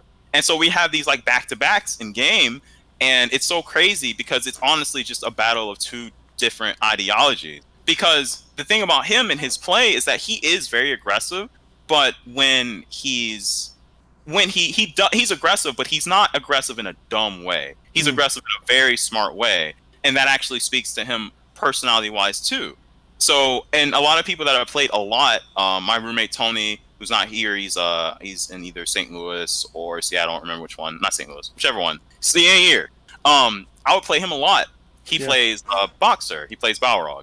Balrog is kind of traditionally kind of like a rushdown character-ish. You can kind of play him Turtle, but when I play him, absolutely not. He doesn't move. He just really just waits for me to mess up, and that's pretty easy to do. I mean, I'm a very patient person, but like, when you outpatience me, it's kind of wrap. You can, in fighting games, you can actually win before you even press a button. Just as long as you mentally psych the person out. And when I say Charlotte, I think a lot of players that we have currently or even in the past, a lot of them actually can play that mental game very well. But from a I guess technical perspective, I think now is kind of a thing to where people are being a little bit more technical. But in my opinion, at least, back when I played, a lot of people did get into that mind game thing pretty well. They definitely were able to kind of go somewhere, Raleigh, Atlanta, or somewhere, and get an upset because, they mentally psych someone out. They're like, you pick this character. To your point, Mike, you pick this character. Why in the world? What kind of nonsense? How, like, it's kind of confusing because you don't play like typical. So sorry. Yeah, like when I play Marvel, having Viper as an anchor usually confuse certain people. They're like, what? That's a point character. And I was like, nah, bro. If you give her all the meters, she's just like Phoenix with more health. So at least that's how I played her, though. So from a rivalry perspective, right? Talking about different upsets and stuff like that. What is your favorite rivalry, Stace? Has to be Ace and Javon. Do you remember like a specific match that was like during that era, from even T6 Tekken Tag 2, T6 locally, like if them two were there, most 99.9% of the time you're gonna see them in the finals. Yeah, it'd be them two. No, I definitely agree. And in particular, especially in Tekken 6, like for some reason, like Javon, that was his demon. It was Ace. And the one tournament where he finally beat him, I was there. I was like, I'm not missing this. I'm pretty sure it's going to be Javon and Ace in the finals. And then Javon beat him. And like, remember those type of tournaments? Yeah, just the emotion in his face. That's what you get into play for. That's why you played, and that's why you're in FGC. That's what you sign up to experience. It's like he was crying and like over joyful that he finally beat his demon. So that rivalry, and then Ace has one with Pochop. Yeah. Yep. I love Pochop. And as far as I know, Ace has not beat Pochop yet. I think they even fought in DreamHack Atlanta, I think. Or no, it was one tournament recently before COVID. Mm-hmm. Yeah. Which one? And Mike, just so you know, that rivalry, like Stacey's saying, they both play opposite. Pochop is very aggressive. Yeah. And Ace, he's Takumi, man. Dude, if Ace gets a read on you, you're done. Yes. I'm wondering if I actually might have witnessed part of that. Was that DreamHack 2018? I'm trying to remember what year, because I was there. Well, he was at both of them, and they wound up playing each other both times. I probably actually saw that.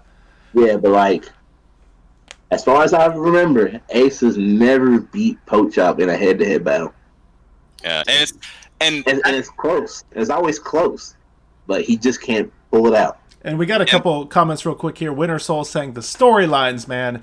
Mage saying it makes fighting games so much better, just like boxing or UFC.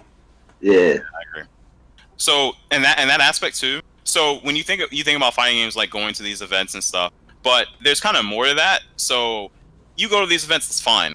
But the people that are at home that are watching, because we got streaming, now and we're able to actually watch stuff that happen.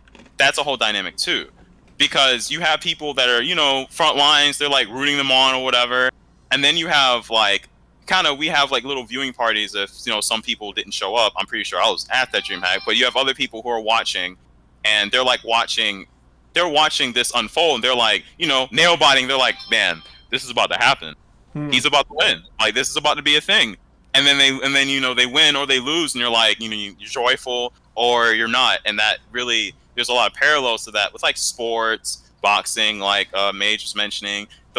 That element is kind of crazy, especially when you kind of come up with them and you've seen them practice, you've seen them play, you've seen them win, these events, and then you see these same people that you either want to beat or you want to just at least like get close to them. You see them fight someone else, and even when you're newer and you don't even know this rivalry, you see this person, you're like, yo, they're from the same place I'm from. They're from the same tournament. They go to the same things. Like, you have this kind of ownership in that area. You don't own them, obviously. It's just like a team thing, but it's more so from the player perspective. So I want to talk about one thing. But I have to kind of summarize this. So do you or either of you do y'all remember the stop button? It was kind of the first one. This is a recent one where Stop it was kind of. We should say out of Fayetteville, just to clarify for everyone. Sorry, It's yeah. a mixed kind of a gaming venue of sorts Yeah. in Fayetteville. And I will say, Mage, I see your other questions. I promise we're gonna get to those as well. So I definitely see your points. But continue, Davon. Yeah, so do you remember? So we have like new people playing Tekken. They're kind of not new now, but it was kind of the first time they all went to that venue. Was it Stop Button or was it a different, or maybe a venue in Raleigh? I think it was when Dennis, aka Hikari Style, and it was Dennis and oh man, Hendo. It was the first time. It was kind of the first time they like traveled. Yeah. Was I don't that? think I was there for that one, but I remember going to Stop Button. Was it Stop Button or was it Tearless Heroes that one of them had like a good upset? I don't remember which one, which event it was. I think it was Stop Button, but I may be wrong. Yeah. I can't remember. Like I said, I didn't. I know the two, but I didn't. I don't think I went to one. I wasn't there for that one. So in this case, right, and I think if Winter Soul's in the chat, I remember we were both watching the stream because we were talking about it. So someone can clarify me. But basically, that element, when you have someone that's brand new, they've been practicing, we've been practicing kind of all together. I mean, that specific community, they're practicing, and they go to this venue and they go for like the first time. That experience when you have like people that you've been kind of training up to like beat other people in like a different region of NC is like amazing, because when they went, they did take a few people out or whatever, and they actually did pretty good. And I'm over, I'm looking at the bracket, like following it, and it's kind of exciting to see. And then when they come back, it's like, everybody's happy, talking about the win, talking about what happened, talking about what transpired. It's something to where that feeling is something I don't think I'd get kind of anywhere, even from like a sports perspective, but only unless I played, obviously. But that feeling, because like we're all like kind of older in this scene now, right? And the new people are kind of coming up. But when you like see people from like a newer generation come up and kind of do the same things that you did, especially locally, because that's important, because the thing is, after they go to this event, you're going to either whoever's house, and everybody's gonna, come together and talk a lot of trash and like about stuff that's happened. But at the end of the day, you are also proud that the new people actually went up and they actually did something.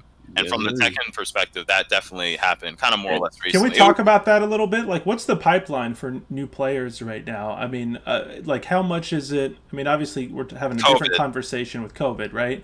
Yeah. For sure. But, I mean, are new players oftentimes, like, focused more on younger players, I should say, more focused on online play? Like, is there kind of I'll bring this up as well. I think a lot of times the FGC from an outsider perspective can be a bit intimidating, looking out and seeing like a lot of hardcore players, the trash talking parts to Dwight's point, and the mere fact that it's a one-on-one game. So it's going to be very apparent who's the better skilled player very quickly, unlike larger multiplayer games where you can kind of, take advantage of the many players and many factors to try to survive a bit longer. So what is the pipeline? What is the kind of way that older players and I think our age, it's funny that we're calling ourselves older players, but yeah, like whatever we are, like how are we bringing in kind of newer players into the scene and ensuring that it grows? Just back to that whole point of like from the 90s to now. People had to constantly show folks the ropes and help people out. What are your thoughts about the next wave? So, and do they play differently? I'd be curious about as well. Yeah. So I have a few dynamics. Yeah. But I can speak for Street Fighter because I mean that's the scene that I know. But I divvy into Tekken because when everybody comes to the house, everybody plays different stuff. So I end up seeing what goes on. But from Street Fighter, I'll give you a good example.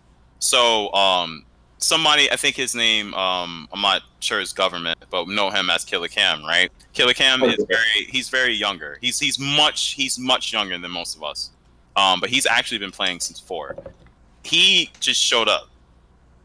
A lot of them, they come from an online perspective, and they will end up looking up, what tournaments in the area, and then they will show up. Now you have others who have been around a specific area for a long time, and their friend is a part of the community, and they end up showing up. Mm-hmm. So Get Some Game is it's like this weird hub to where like I know people who've been going to Get Some Game since I was at CP, not even doing FGC stuff, And then there's an era even before then with that. And a lot of them kind of, they kind of grew up around, the same area. So it's really interesting. But the person that I want to mention too, Mr. Reese, right? Mr. Reese, aka Ashley Reese, I didn't realize this until kind of talking with him. He played Street Fighter 4 back in the day. I did not know many people. I didn't verbally really talk that much with Street Fighter 4. I only talked with people that I knew. But he played back then. He played with Tactics. He played, with everyone all in those tournaments back in the day. But he came back and played 5. But he came to 5 as someone who was quote unquote new. He is older. He is in that older generation. So it's funny because you have people that are younger in age, and they're kind of new. They kind of been, dabbling in a game or whatever, and they come in and they're good or they're not or whatever. But from an age perspective, they're younger and they're coming in. But you also will still have people that are from that generation, and maybe their life kind of, settled down. They probably have kids, something like that. But they have time to actually play. So they're like, you know what? I want to, I want to dive in, now too. And Mr. Reese is good. Like he won one of the online events that he did, and it was crazy. It was like, man, this man out here. Like he rivals Chris from from his character that he plays, Cody. They've fought and he's won. Like he's good. So age is I always thought age kind of could be a hindrance or whatever, but it's definitely not. It's still a thing to where you still have people that are from the older perspective still coming in. And like Kevin Morgan. Yeah, Kevin too, and he plays Tekken. This man looked like my dad. Like, but even him, like when he plays, I'm like, oh, this is a whole person. He is out here. This man. Davon and Stacey, y'all know Alexi. That was my Marvel guy. Yeah. I mean, when he first came in, he played me Marvel.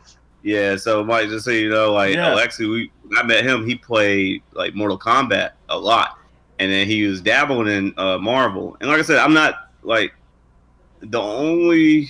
And Devon knows about this because he used to come to my house when we used to do sessions in my house. My roommate at the time said before we met Alexi, it was literally TK would be considered one of the better Marvel players at the time.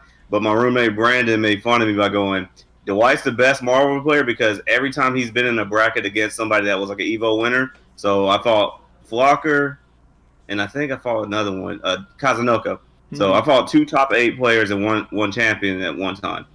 And he was like, well, Dwight always came close to beating them because of his trashy team, but he still came close to beating them, so that technically makes him the best.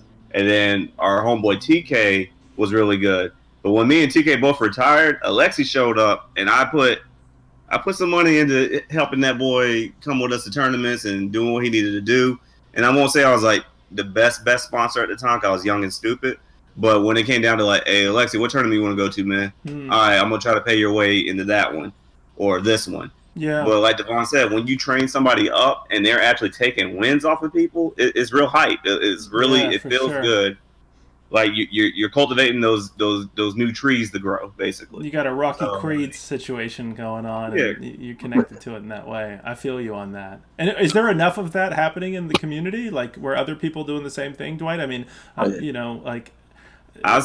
say I was the only one that was willing to sponsor after Tactics, stepped down a bit because I literally started my company, so I have a means to pay my way into tournaments or to go somewhere. So I was like, oh, okay, well, I still want to do pot bonuses and stuff because everybody knows for the Marvel tournament for final round, the last Marvel tournament that was on stream back then, I put $1,000 into that because I was like, this game needs one last hurrah before Marvel vs. Capcom Infinite came out.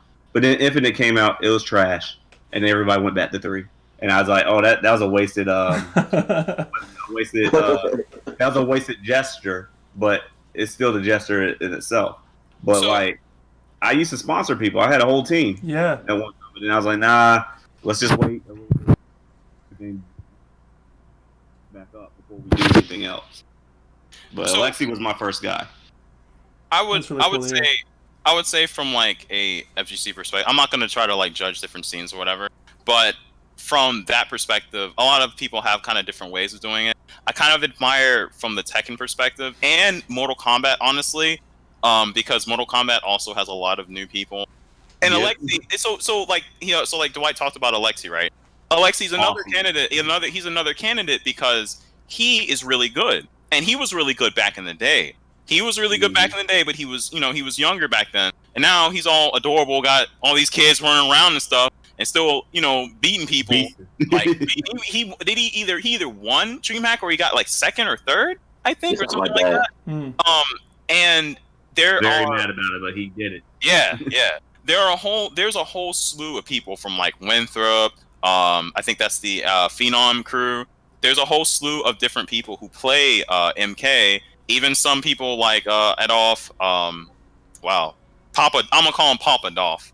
I ain't gonna use his name now. Even Toga. I'm somebody K, and a few other people who play. And these people are new, younger, and they show up and they practice together. I don't remember his name, but it's Carolina something. Carolina. Yeah. Yeah. A lot of people who when you have new people that show up in a game and they're passionate and they like definitely like show up and they show up in bracket, everyone will play together and everyone will make their own individual discords and they'll definitely play. COVID's a thing, obviously, but before, I definitely think from like the MK and Tekken perspective, it was definitely kind of very apparent because a lot of people were flocking to those games. And from the Tekken perspective, it was really cool because I really like Dennis Hendo, Noel, I think, a few people. I don't think Mikey is new, but there's a lot of people that like I've never seen them before, and I like seeing them in bracket, and it's really cool. But they definitely train. They train with everybody, and there's some people you can play sometimes, and there's other people you can play other times. But there's definitely a thing to where when you're newer in the community, you come and you play, and that's the thing. There's other things, but it's at the end of the day when you do want matches or whatever. If you look, you will find them. Yeah, and shout out to Josh Taylor. He says, my brother got into Tekken, so I'm helping him out how I can. So he's been doing good, but he's been doing good on his own, so I'm trying to help the new generation. Yeah, I think that's an important part of this whole kind of conversation, because I think I would really love, Davon, I've been kind of pushing on some fronts to like almost write a book or something about this, like a long form article, because I mean this is a lot of history that over time, you know how it is in anything, like this stuff gets lost unless, I mean, we're literally telling stories about all these important moments in y'all's lives, and it would be a shame for any of this to kind of be forgotten. So I'm glad we're getting this on the record in that way. I feel that. If anything, and especially like, and I'll reiterate this again. I mean, I know a lot of different people, but I don't know areas and different scenes. If anything, getting the stories heard from different time periods and kind of getting people to like hear those stories. There's stories that I haven't heard, and there's things that I haven't heard. I don't mean gossip or anything like that. Sure. I just mean like, stuff that happened back then, like rivalries and stuff like that happened back then. It definitely puts things in perspective. We need to almost do like an NPR, like StoryCorps thing, or I forgot what it was, where it's like people record. I don't know about all that. Like, I don't know what that is. I'm just saying, like, where people like record their, like, you ask them like a couple open-ended questions about their memories of the FGC, some of the things we've talked about today, favorite rivalries, favorite venues, like what era they played, and just have people kind of record themselves and like submit this just to kind of hear from the different stories and personalities, so people kind of get a better understanding of this. This is a super random question, but it's actually super important. They'll know why. Back in the day, right? What was the where did y'all go after tournament to eat back in the day? Oh man, we got McAdoo's, Buffalo Wild Wings, Marvel. Y'all went to McAdoo's back in the day? yeah. Not so far back in the day, but I remember all University location. You went to McAdoo's, or you went to Cookout down the street from the hotel to Hilton. Stacey, remember those Hilton Cookout runs? Yeah. Like you Cookout run, and then you go to McAdoo's if it was in UNCC. So the 2010 era or the 2011 or 12 era, when UNCC was doing tournaments, you go to McAdoo's. But before that era, it was Cookout's right down the street. Let's go there and eat right quick. Come back, chill. So like the boardwalk, right? Because not boardwalk, landmark, and there was a Landmark started with new challenges. That's what I thought. So you mean tell me like back then, because I just ate with like, I think I ate with Sam, or I never ate with like everybody. I just ate with like specific people. But You mean to tell me McAdoo's was not? I thought McAdoo's was like kind of like a UNCC thing, like later, not like that's crazy. Well, there was two. It's There later, was two but McAdoo's. Oh, okay. There was one in Concord Mills and then the one in UC's. yeah. Okay. The only reason why I mentioned that is because again, it's like this weird. And there's like the major thing with the FGC, the only good that's come from the most recent generation is getting rid of certain types of toxicity. So that's the good news of like watching this new generation of players and other people, just start calling out people and stuff. Because back in the day, it was like you are looking for matches, you're looking for people to play with, and there's always one person that's just a terrible person. So we ignore those people now, and you should have did it back then. But back then, it was just like back then you was able to throw that person out physically. So it'd be like, oh well, we don't want you at the arcade, bro. Don't show up. Don't show up. So that's the good thing now that people are more about defending against certain types of like just trashy behavior. So now we can all just focus on playing the games and doing what we need to do. And like I said, if you see anybody doing that type of stuff, call them out. Like it took Jarrett saying a bunch of stuff recently for people to become better. And I'm in full agreement with that type of stuff. So it's like there's being salty about the game, and then there's just being you're bringing your personal stuff into stuff that has nothing to do with it. Like, for example, you play indie games, Mike, so you don't want somebody just coming in your stuff, just being evil in the game. Sure. Like, there's trolling, and then there's like, hey man, you're not good for this environment. We don't want to grow with you. Yeah. I definitely agree with Guys, that. I gotta change my battery on my headphones real quick. I normally do this ahead of the stream, so Bring your left headphone up, man. you guys keep going right here. I'm just gonna switch off for 1 minute here, but keep going, Devon. No, I definitely agree with that, and I definitely think that's kind of the thing. Again, there's a lot of stuff that I'm not necessarily going to mention here. I mean, if I mention all the way up, some people will know what that means. If I mention box cutter, some people will know what that means. But like the thing is that I'll be like 100% honest, right? When you have I talked about like how I am as a player from a Dawson perspective, right? Passive and stuff like that. It definitely takes people like me included to actually like say things. And in that incident that I'm speaking about, you did your best, bro. No, I was in front. I was in front of everything. Like I was literally like, blocking and stuff. So it's a thing to where that is something that kind of shook me hard, because that was the first time I ever had to actually like cut, someone off. I don't cut off many people, mostly because it usually it's horrible because you want to see that person grow. And that's why you don't want to cut them off. And there's a lot of people that I had to do that too, where it's like, I got to cut you off because until you can show substantial growth, it's like an investment, you invested in that person, you invested your trust, more importantly, not just money, trust. So if I invested a lot of trust in you and you're acting the fool like your parent didn't raise you, it's like, hey, bro, we don't want to talk to you for a while until you show some substantial growth as a human being. Deuces, bro. It's about the games now. So that's why, like, my major focus right now for 2021 is I want to go to at least 4 majors a year after this until I retire from work. So until then, it's whoever's being positive. That's who I want in my circle. If you're not positive, then us positive. If you're a negative person, us positives are going to have to help you forcibly become a positive person. You don't have to change all your beliefs, but some certain stuff you just don't need to bring up in video games. Like we're all trying to play the games, bro. I don't want to hear nothing about your other stuff and all that. Let's just play these games. Yeah, let's build this community. And something that really is close for me from a Charlotte FGC perspective is that like when I went into school and I was doing my thing or whatever, a lot of stuff I went into was from like a development, not even just games, but other stuff. And again, like I said earlier in the show, I saw Sam, and I saw how his relationship was with Julian Gray. They were very close, and it was a thing to where I saw that and I was like, this is really cool.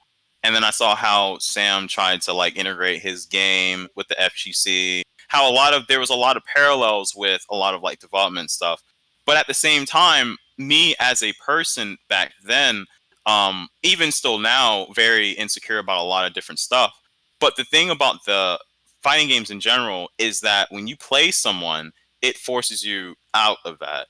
You can't play someone scared. And you can't not only can you not play someone scared, you can't play someone scared, you can't play someone like, you can play someone in your feelings if you can channel that, but if you can't, then you're just going to lose. And it's a thing to where, one of the biggest reasons why I love fighting games and just love this community in general is because a lot of people will push me in and out of the game. And even if I like visibly don't like it, I know where it's coming from. Yeah. And it's something to where it ends up forcing me to improve on myself.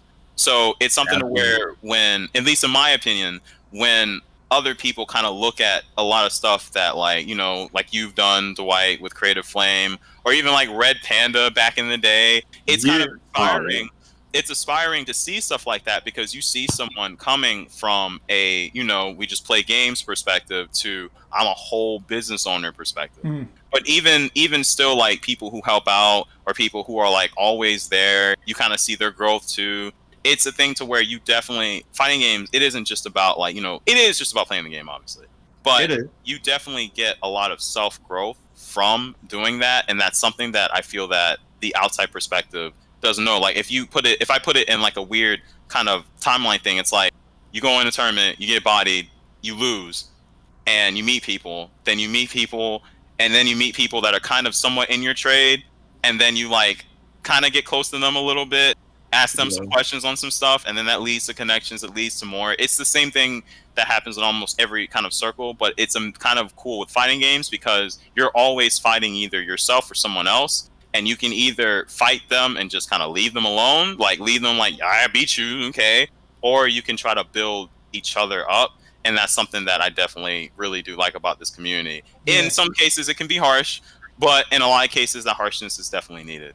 And that's something that I've definitely learned over the years with this community. Because honestly, the thing about going into like old tournaments, like the ones that Tactics ran back in the day, and something that I really respected about him was that he knew that like in the bracket, I would always lose. I would always like come up with him first with his E Honda in Street Fighter 4, and I hated that so much because I could never like beat him, and it frustrated me so much. But it made you better. Yeah, exactly. And that was the point of him doing that, because people used to get mad about it. I'm like, no, he's doing the right thing, because nobody watches WWE to watch the jobbers. We're watching it because we want to see the hypest match.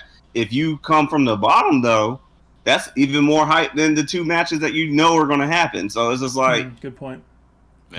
His way of looking at it, like especially during the Marvel era, if you came into the tournament late, and TK can attest to this if he whenever he comes back or gets on or something, but there was a few times where I never showed up late to the Marvel tournaments because I knew exactly what Tactics did. If people want to be real about it, Tactics back then invented the death bracket, which is like, oh, you show up late, man, you gotta fight your boys.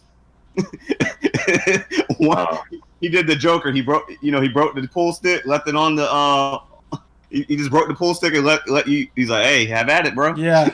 But I remember Javon remembers this about when TK used to play like Hager. Hager had a plus 18 pipe. Like if he jumps in the air and hits you with pipe, Mike, you couldn't hit a button, man. You're stuck. He basically puts you in stun. And I remember TK got a lot of wins because of that, plus being a good player because he played Street Fighter 4 able. But I remember me and TK, I would say it's the most toxic thing we ever did. However, it was the funniest thing we ever did because Georgia was always like hooping and hollering and cheering their boys on. Yeah. And one time we got in one of their boys' ear and it was just like when you have if you have a team of people backing you up, it helps your wins. Yeah, that's for sure. We had to do a gag order and be quiet. It's I was jumping on a chair, yelling at the dude like, "You ain't gonna get that combo. You ain't gonna do nothing." And he lost, and we accidentally made somebody quit. I felt so bad. We didn't see him for like 3 months, but he was actually contemplating like, I don't want to play these games no more. If people are gonna be yelling in the mat, because there's two types of people. There's people that want to be hyped, like Pork Chop and me and TK and other people. And then you got people that just want to play a quiet game, like Ace Unlimited, where it's like, bro, I just want to play the game. Let me put my headphones on, Bob Ross in it. So, there's just certain things, man. Sure. But you don't want to remove the hype, but you also like don't want to discourage the people that are, like we wasn't like telling the dude that he sucked. We were just yelling at him like just to distract him because ATL was doing it to us. Sure. I remember one match I lost with X23 was because somebody was so loud it sounded like a bullhorn, and I was like, bro, like I'm done playing this game. Yeah, it's a weird dynamic because I'm also the type of person that I don't really like. I like noise, but I don't know. It's really strange. You don't want somebody screaming in your ear though, like when I fought Haitani on stream in final round, and that match will haunt me for the rest of my life because I did so bad. But Haitani was the number one player in Street Fighter V online at the time. Oh, yeah. I'm not trying to boast anything because again, that match is in the archives. I did horrible, but I was scared. I lost when I sat down because I said exactly what I said earlier. I said he was the number one player in online. I didn't play. He played Nikali. I didn't play as Nikali. I in my mind was like, there's no way. I'm just gonna do some dumb stuff. But that to say though, it's just a dynamic. It's a weird dynamic to where it's very hard to kind of find that middle line. You will not please anyone or everyone. Sorry, you will not please. You will not please everyone. But it's that thing to where it's kind of good to have people who hold different tournaments who kind of have different, reputations to where it's like, I know I can be loud here. I know maybe here I shouldn't necessarily be loud. At least in my opinion, I think it's good that people kind of have that different take on it. Yeah. Because some people prefer one way and some people prefer another. I can deal with both, but in that instance, I had I think I'll always remember Jordan coming in my ear telling me he told me good advice, but it wasn't anything I was trying to hear. He said play the character. Not the player. He said that he got my earphone out my ear and said that in my ear, and I had to look behind me, and I see I saw Frank, I saw Jordan, I saw a bunch of people behind me. It was crowded. It didn't smell that great. But yeah, it was just a thing where I was like, oh man, they're all here, they're all watching. Oh man, this is really happening. But see, these are some big dramatic moments that you remember. Like there's a lot of I love hearing about this type of stuff because you also remember the camaraderie, all of the environment and what was going on at the time. I do want to get a quick couple of turbo questions in here. Yeah, we're definitely gonna have to do this again soon, just because tonight's a difficult night. Anyway, because at 9:00 is when the first presidential debate starts. So I know I saw a couple people dip out right there for the debate. Let's take some bets, man. Oh god, that's going to be interesting. I'm good. Yeah. But let me get a couple things in here. I'm going to read a couple comments, and then we definitely want to save some things for next conversation. Let's see. We have a couple comments from reporting from 20XX. At Davon, that's very much part of the group benefits. Having people play and try to build others up, it just makes the atmosphere warm for others to join. At Mike, that's part of why I started up my platform. Part of the idea was getting and recording these moments in the Charlotte FGC. Appreciate your comments there. We had a couple questions from Mage. I might get turbo, really quick short answers from you guys here about this. One of them was essentially answered in the chat, but the Mage was asking in the FGC, are there any legacy games that are played, like any old Street Fighters or Tekkens? I feel like Melee is the only antiquated game that's still played. So real quick, we obviously know Third Strike is a huge one. Can each of you name what is the top kind of older game that still has a solid scene playing in it? Marvel 2 and Third Strike. Yeah, any version of Tekken. Yeah. Yeah. True. But compared to Third Strike, I would definitely say Third Strike, Marvel 2, CVS 2 now, and I would say Tekken Tag 2, honestly. Or Tekken 5. Yeah, definitely 5. Yeah, which is crazy because everybody's like, "Yo, we miss 5, we love 5," and they went right back to 5. So it's crazy that you go back all the way to 5. It's like, oh, but hey, it's whatever. IMO though, Melee's a whole different beast. So. Yeah. And another question real quick here. Are there lame characters? Hungrybox in Melee is hated hard because he plays Jigglypuff, but wins majors constantly. Do you guys, real quick, a couple shout-outs also. Thanks also to Evil Morgan for following. Appreciate it. And thanks for your comments early on in the stream. Really appreciate you there. You guys want to give a real quick, I guess it's hard to end on a controversial note, but Davon, you want to talk about lame characters? It's not controversial. Okay. I played Dawson. Dawson is lame. Guile. Guile is for Street Fighter 5. Guile Yes. is definitely lame. Morgan and Marvel. Lame. Yeah, let Dwight. Well, man, yes, that's that. In my opinion, if you wanna talk about like Hungry Box timeout lame, Hungry Box timeout lame, in my opinion, is either Morgan in Marvel. In Ultimate. Yeah, or you could kind of say Dan in 4 just because he did have a timeout mechanic, but nobody really used it like that. Not to that extent.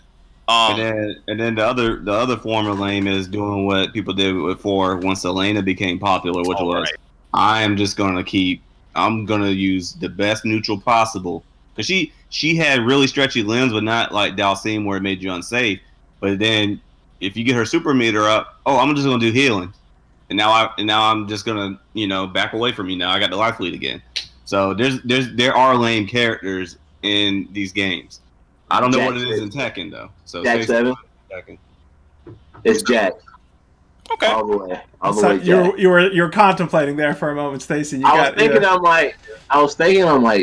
Dragunov was at one point in time at the beginning, but it's always been Jack, Dragunov, just mainly those two. Used to be 80 back in the day, and Haran back in the day, but it's more like Jack, Dragunov. People hate those characters. Gotcha. A lot. Yeah. Appreciate you guys answering that one. I know we're coming down to time right here. I'm gonna and we'll get to continue hopefully this stuff in a future event. I would almost love to see us do like a giant like Brady Bunch screen of like as many FGC players. Although Negative. That might be too many. That might be a little too hard to control. Depends on who you get in here.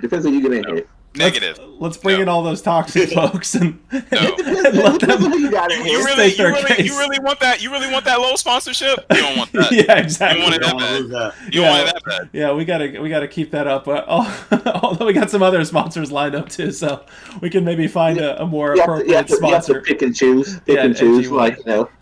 However, though, from like a storyline, like a line perspective, I definitely want the Mind Boggle and more of like a Lucky's and FYE perspective. But I also want the, like Josh Taylor said earlier, the 2010, I want to say the UNCC era, aka Team 7, like they came in, the Toga versus Chris, that era, the what's his name, West going to damn NEC and winning, like that era, like the West versus East. These are people, West versus East. Yeah, man, ain't wrong. Like that era changed a lot of people's lives. There's a lot of stuff in that era, and a lot of stuff that. The thing is, again, for me, I can talk about what I experienced. I would rather have people on that definitely were in that, and to where they're like knowledgeable, but they're knowledgeable because it's fresh in their heads. That's why I can't get everyone. No, man, I'm not gonna please everybody. Sure. But if we can split this up, we can definitely cover a lot of different history. Yeah, and one other aspect. Sorry, Stacey, go ahead. I'm saying you can get like Javon on here. Tekken too, Yeah, he knows Tekken history. Yeah, I agree. Yeah, we're looking forward to doing more of these. And another topic, you guys, if you caught the Black Voices in Gaming and Black Voices in Esports conversation we had last month, one of the big focuses was discussing the kind of dichotomy in the esports community, how the fighting game community is probably one of the most diverse when it comes racially in esports, but it's not as sustainable from a financial standpoint than it is a lot of the PC games, right? A lot of the stuff with the Counter-Strike, Dota, League of Legends, and so there is a divide there. There's socioeconomic and racial component that need to definitely be discussed, and we discuss those in detail in those conversations. But I'd love to bring those up as part of this FGC conversation and kind of dig in deeper to that, because one of the things we know is going to be happening, and it's just going to continue to happen, is more and more money is going to pour into esports, and what, you know, all these kind of memories that we have from like the 90s and early competitive scene is going to take on a whole different shape. This is a whole new beast that is entering, and I'd love to hear y'all's general thoughts about that, because I personally am very concerned about big money coming in and changing the game, so to speak. Yeah. So one thing I wanna understand, I guess To me, like, I've always been a big proponent of saying both, like, cause like, Yep. I'm like, I don't mind big money coming in, but those are the tournaments we were talking about earlier, where it's like, hey, this tournament's gonna be a quieter tournament, Sure. golf claps, and then we still need grassroots tournaments. We need tournaments for people that are underdog to be in. Period. Like, as much as everybody wants that money to come in, it's the biggest fear with big money is big money also has you know, strings attached. Yeah, and then also they have the whole you know, big bags. So they'll put their money into something, and then if it doesn't work enough, they just pull up their stakes and leave.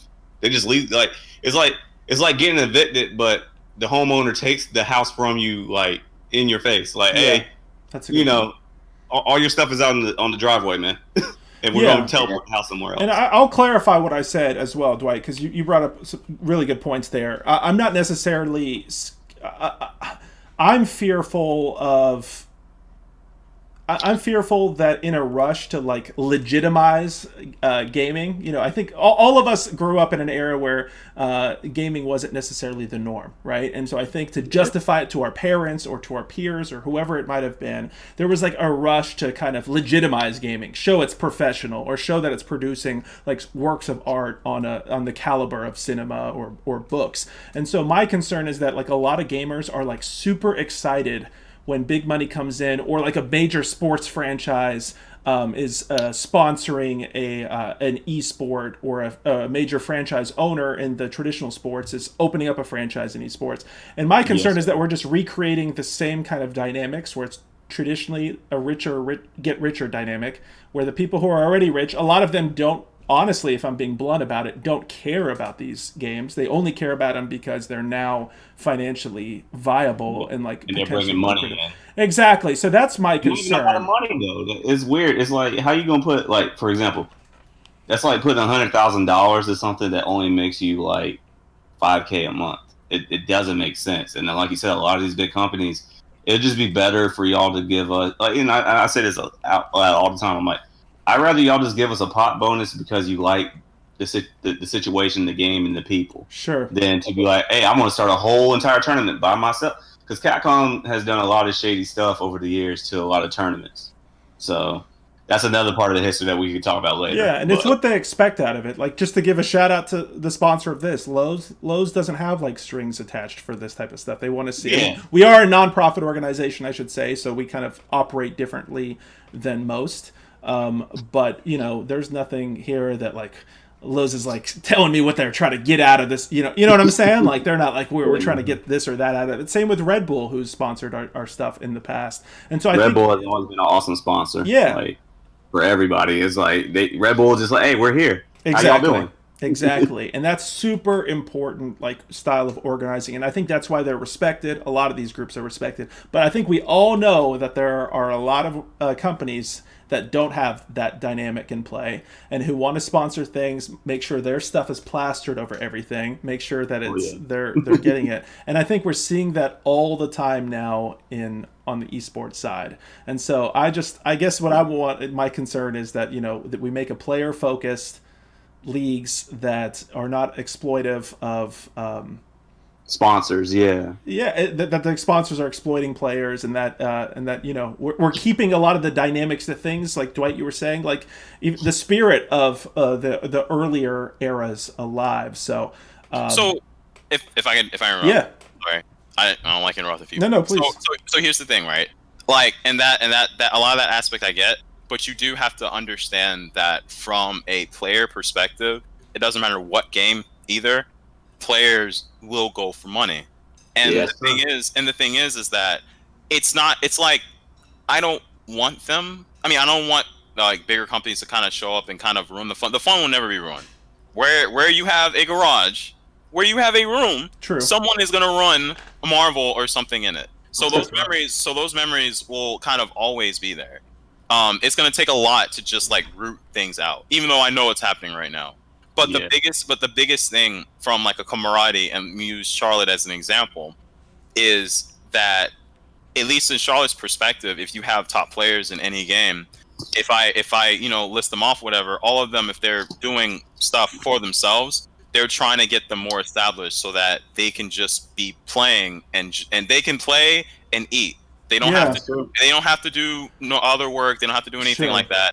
They can just play and eat. And don't get me wrong about that. I'm not hating on anybody's like ability to sustain themselves. Like if you're a young or a player of any age and you want to do this professionally or semi-professionally, I understand why you would make certain decisions to play in certain tournaments or join certain leagues because it's financially viable. I get that. I just think it's as part of the conversation, we need to ensure that we're not just recreating the same exploitive environments that are already available in the NFL, NBA, whatever, where it is traditionally the same older white males who have money who are just continuing to use their wealth to expand their empires. And so it's just strange to me that we're super excited to get those same individuals involved in esports. But it's not necessarily like even with Rick Fox and what he did, what he had to deal with as far as League of Legends, the core difference between like the PC and the PC community, where it be FPS, MOBAs, or anything like that, versus fighting games, is the origins. The origins are very different. So the DNA makeup of an average FGC player, honestly, it doesn't really matter the age, even now, comes from a very different place. I'd say maybe minus stuff like Rivals of Ether or Brawlhalla, which did kind of come from a very younger perspective. Even then, it's still in FGC roots. They're still throwing money for money matches. That doesn't change. Which is awesome. I love Brawlhalla. Yeah, so for sure. It's a thing to where that core DNA will stay the same. When people move in and they have these leagues and stuff like that, it's the thing to where I think that conversation actually, in my opinion, it actually has to be on the league owners themselves, but not the players. The players are going to kind of do whatever they're going to do. But the owners, the different owners, or the organization heads, the community heads, if someone is moving in and they're doing stuff, there needs to be conversations between the community leaders who are actively in this community, knee-deep, and the people moving in. When this stuff kind of happens in NC in general, when you have different leagues coming in Raleigh and they're like, hey, stuff's going on, Dwight, certain stuff that's happened before, we have bigger leagues will come in, they're like, hey, we're doing stuff. There's two types of people. There's people that will talk to the community leaders, and then there's people that don't. The people that don't talk to community leaders, they're not a thing. The people that do talk to community leaders, they're the ones work together. Exactly. Like the main thing, like I said, I get what you're saying, Devon, but I do definitely agree with Mike. It's just the scary part about the big money is how the money is being used. Because like you're saying, Devon, it's like, okay, it's still going to be up to the player. It can't be up to the players completely, because they're just going to go for, hey, you're going to pay me to play games? Shoot, I'll take that. But I'm more so concerned about when they do whole teams and stuff and they don't give the play like with the NBA and the NFL, they have to make their players take like some type of business classes or something to do with their money so they don't mess up their money. And some still mess up, but it's the same thing needs to happen for, FGC or any other major league thing where, like MLG. Like the reason why MLG fell back in the day, from what I noticed, is just like, oh yeah. Oh damn! He mentioned MLG, and it was like, no. Yeah, MLG swooped in real. That mess is crazy. Activision Blizzard came in with a quickness right there. That's crazy. Hopefully, we'll get Dwight back in here. Stacey, do you have any thoughts about this? To be honest, I'm not even a fan of esports. Like I understood why it was coming in here, but I'm like me. I went to final round. I went to several of them. He's back. And I'm like, and I love the atmosphere. And then when they became esport, it's like everything just changed. And I'm just like, that's what I don't like about the esports in fighting games. Yeah. Like everybody's different. Everybody's on pins and needles. I'm just like, nah. I'm like, give me old fight on round back. Yeah. Hey Stacey, remember when we talked about Spotovitz, where it was like this is literally, it feels like, because not to say it felt like Larry was being like puppeted or nothing, but it was just like, man, It's not the same. this is not the same event, because you like you said, you gotta be on your P's and Q's because you don't want to make the sponsor mad. And nobody's not gonna lie, money makes things so much more comfortable. It does. But at the same time, there come a point where if the person's giving you money to give you strings attached, it's not that it's not worth it. It's just like Devon's saying, it's up to the TOs and stuff to all make a stand against certain stuff, which is like, hey, if you come to our tournaments, or if you want to put money in our tournaments, and like Larry, there's been a few times on Facebook where he straight up said, he's like, bro, I'm willing to lose my sponsorships on certain issues. And I'm one of those people where I was like, I'm not against esports, but I think there should always be separate events. But what I've been noticing for the last couple of years is anytime an esports company puts a lot of money into an event, they purposely, like, and Devon said it, like, I didn't want to talk about it, but it should be said. There'd be times where it's like, you do a tournament on this date, and then the esports tournament's like, oh yeah, we're going to do the same thing on the same day as the Winter Brawl. Yeah. Yeah. And I was like, okay, that's real estate tactics. That's scummy. That's some real scumbag stuff. But at the end of the day, the fans showed what happened, because I think that Winter Brawl, everybody still showed up. And then, like I said, the golf clapping tournament only had about like 100 people there. So there's a way to do it, but when you can tell somebody is literally headhunting to destroy you, it's like, yeah, man, we see it for what it is. And I'm like, I'm not against big money, but I am against it.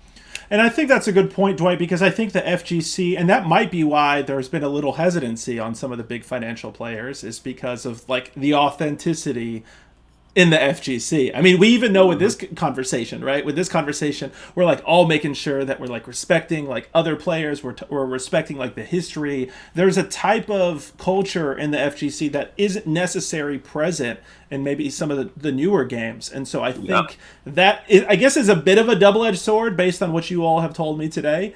In that way that it's like, it's very protective and it wants to keep it real. But in some ways, you know, that also is potentially a barrier to sponsors who just want to, at the end of the day, you know, pull some money from the situation. I certainly hope that as things continue to grow, that players in the community will kind of question the kind of financial arrangements that have historically been created, and because a lot of people don't necessarily read the fine print. I was actually having a meeting earlier with a esports management company. Shout out to Epion Gaming, and Charles. Shout out to Charles. And a lot of people, you know, talking about how a lot of young people don't really read their contracts. And I think there's a rush. Like, I'll give you one quick analogy, and then I got to bounce because my wife has texted me saying, we got to watch these debates right now. I'll give you one quick analogy. Like, it reminds me of like when Disney was buying Fox properties, right? Or that big merger. There was such a rush. Like, fans were like, oh my God, X-Men are finally going to be in a Marvel, an official like Disney Marvel release, MCU release. And in my mind, I'm like, wow, like this is like the way to convince the public to become even a larger corporate media behemoth. You know, Disney was one of like only of a handful of major media companies across the planet. And fans, all they wanted was, you know, X-Men in the MCU, and weren't questioning the idea of like a major monopoly in the. And I'm not necessarily giving my opinion one way or the other about that, but my larger point is that people can easily be blinded by some aspects, whether it be money or whatever it may be in that specific case, and not notice that suddenly we have an entrenched league. Or, for example, the Green Bay Packers, right? They're a publicly owned team, and that is barred in the NFL. Like, even if we all had enough money to form our own franchise, we couldn't do that arrangement anymore. And why? It's because the NFL doesn't want a situation like the Packers, where they release their financial figures. They're not the traditional type of company that is profit-seeking first and foremost. So that's kind of my little tirade on this subject, and I'm hoping we can kind of delve into that a little further in the future, because I think it's only going to get more intense from here, so to speak, from the sponsorship, from the esports standpoint. And I for one, I think we're all kind of in some agreement here that we want to kind of keep that authenticity as it moves forward.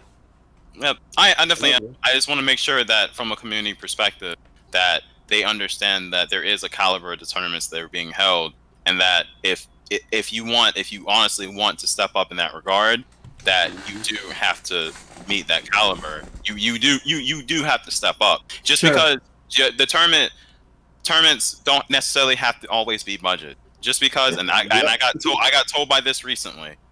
Just because you can step up your budget game, you can step up your how a tournament looks. It does not have to look basement. It does not have to look dirty. It doesn't have Sure. to look. You can step it up from a price perspective, Sure. and you can incentivize players, and you can still be quote unquote grassroots. You can still be with the community. Business practice is shady. That is something that is independent of that. You can still step up your game without being, shady esports. Yeah. I thought of an incident while sitting here. I know you got to go, but I thought of the Jabali incident. Hey, Yeah. Final round. Yeah. Stacey, you want to briefly go into that? It was final. Well, it was just dirty how he did it, but I mean, he came to final round. He saw how it was run and didn't like it, and started just bashing final round on the internet. So, I mean, that's a short story. There's a whole long story to that, but that's a short story. Yeah, I mean, I've seen that in North Carolina with other aspects of esports, and it's just like, to be honest, one of the reasons I think it's so important for us to honor the FGC specifically is it drives me nuts when some of the more newer organizations, and I'm not necessarily going to call them out now, but probably in the future if it continues, is some of the newer organizations that are either established or just establishing in kind of Charlotte or seeking to get their foothold here. And Davon's kind of looking around. It drives me nuts when I hear people say that there was no competitive game scene. They'll say it. There was no competitive game scene before we came in. We're the only scene. It's like, nah, bro. There's stuff that's been here before you. Yeah, but that's part of that marketing, man. It's scumbag stuff. It's scumbag stuff, and it's people who are unwilling to talk to folks who make the remotest effort to talk to people who are already on the scene. And to be honest, there's a big, again, I'll say straight up, I think there's a big racial component too. A lot of the newer organizations are kind of wider moneyed organizations that are coming in, and it's just to me, to hear some of them directly knock the FGC or say there wasn't a community, there was no esports, there was no competitive scene, it just drives me nuts. So Papa Z over here might start being a little more confrontational about it if it continues, because I definitely don't appreciate that. And Potions and Pixels definitely wants to appreciate all of those who came before us and helped build the scene, because, again, standing on the shoulders of giants, whoever you are, whether you're entrenched in history or not, we really appreciate everyone who's helped build the gaming community here in Charlotte. Unfortunately, fellas, we're going to have to call this time right now, but I would love to have you all back and additional guests to do this again soon. So I really appreciate it. Yeah, thank you all. I really appreciate it. I think this was a great foundation. Thank you so much. Let's clap it up. Let's thank Stacey Blake. Let's clap it up. Thank you. Davon Sanders. Dwight Pitts, thank you all so much. Really appreciate you all sharing so much of your experiences. Thank you, Davon, for being the mastermind around this and continuing to piece all these elements of history together. So that is very much appreciated. And if you're watching, sorry, what's that? I said clap for you too. Oh, thank you. I appreciate it. Thank you, guys. I appreciate it. Yeah. Thank you, guys. And thanks to everybody in the chat. We had a really lively chat. Sorry I wasn't able to read all the comments, but we really appreciate that and appreciate you all talking with each other. If you all have any feedback about this or ideas about potential guests, you can contact me or Davon. We can figure things out from there. Yeah, send me everything. If you didn't like stuff, send me it. Go ahead. Ain't no thing. I'm gonna talk to a few people, so you have an old head, get some old people on the show. Oh, please do. I'll see Javon. I got 3 in mind, so I'll let you know. Yeah, please do. I'll contact Javon. Maybe Mario want to do one. That'd be fantastic. Definitely do that. Definitely do that. Yeah, thank you guys and for all your efforts to keep the FGC thriving And yeah, we're going to make one last announcement. I'll transition over here in a minute, and then we'll sign off. But let's clap it up one last time for our guests. Appreciate you all being here. And we'll sign off. I'll hit you guys up online right after this. Thank you all. Appreciate it. All right, everybody. Thank you so much for joining us for the history of the Charlotte FGC. We do want to make one quick announcement before we sign off today. And don't go just yet, because we're going to continue our tradition of rating the channels of our friends. But we want to let you know that Potions and Pixels has designed a game that we're very proud of. We created the new Charlotte Future City building game for our friends over at the planning department of the city of Charlotte. And so we are going to be hosting an online event on October 7th from 6:30 to 8 o'clock. So not a long event, and the whole focus of the event is playing a game about the Charlotte Future plan. So if you're interested in getting civically involved in our community and playing a fun game in the process, we encourage you all to sign up for that. There is a limited amount of seats, so sign up as soon as you can. The link is in on all of our social media and all of our pages, so you should be able to find it pretty clearly there. But it is on Eventbrite, and we really hope you will join us for that. All right, folks, before we run off, we're going to continue our tradition of rating the channels of our friends. So in this case, we want to give a huge shout out to the Mage, who has been fantastic in not only hosting our stuff, but rating our channel and sending us some fantastic questions. So right now we are starting this raid over to the Mage, so everybody jump on into that. We will raid his channel, and then we will be signing off. Thank you all so much for coming out. Let's make sure to show the Mage some love.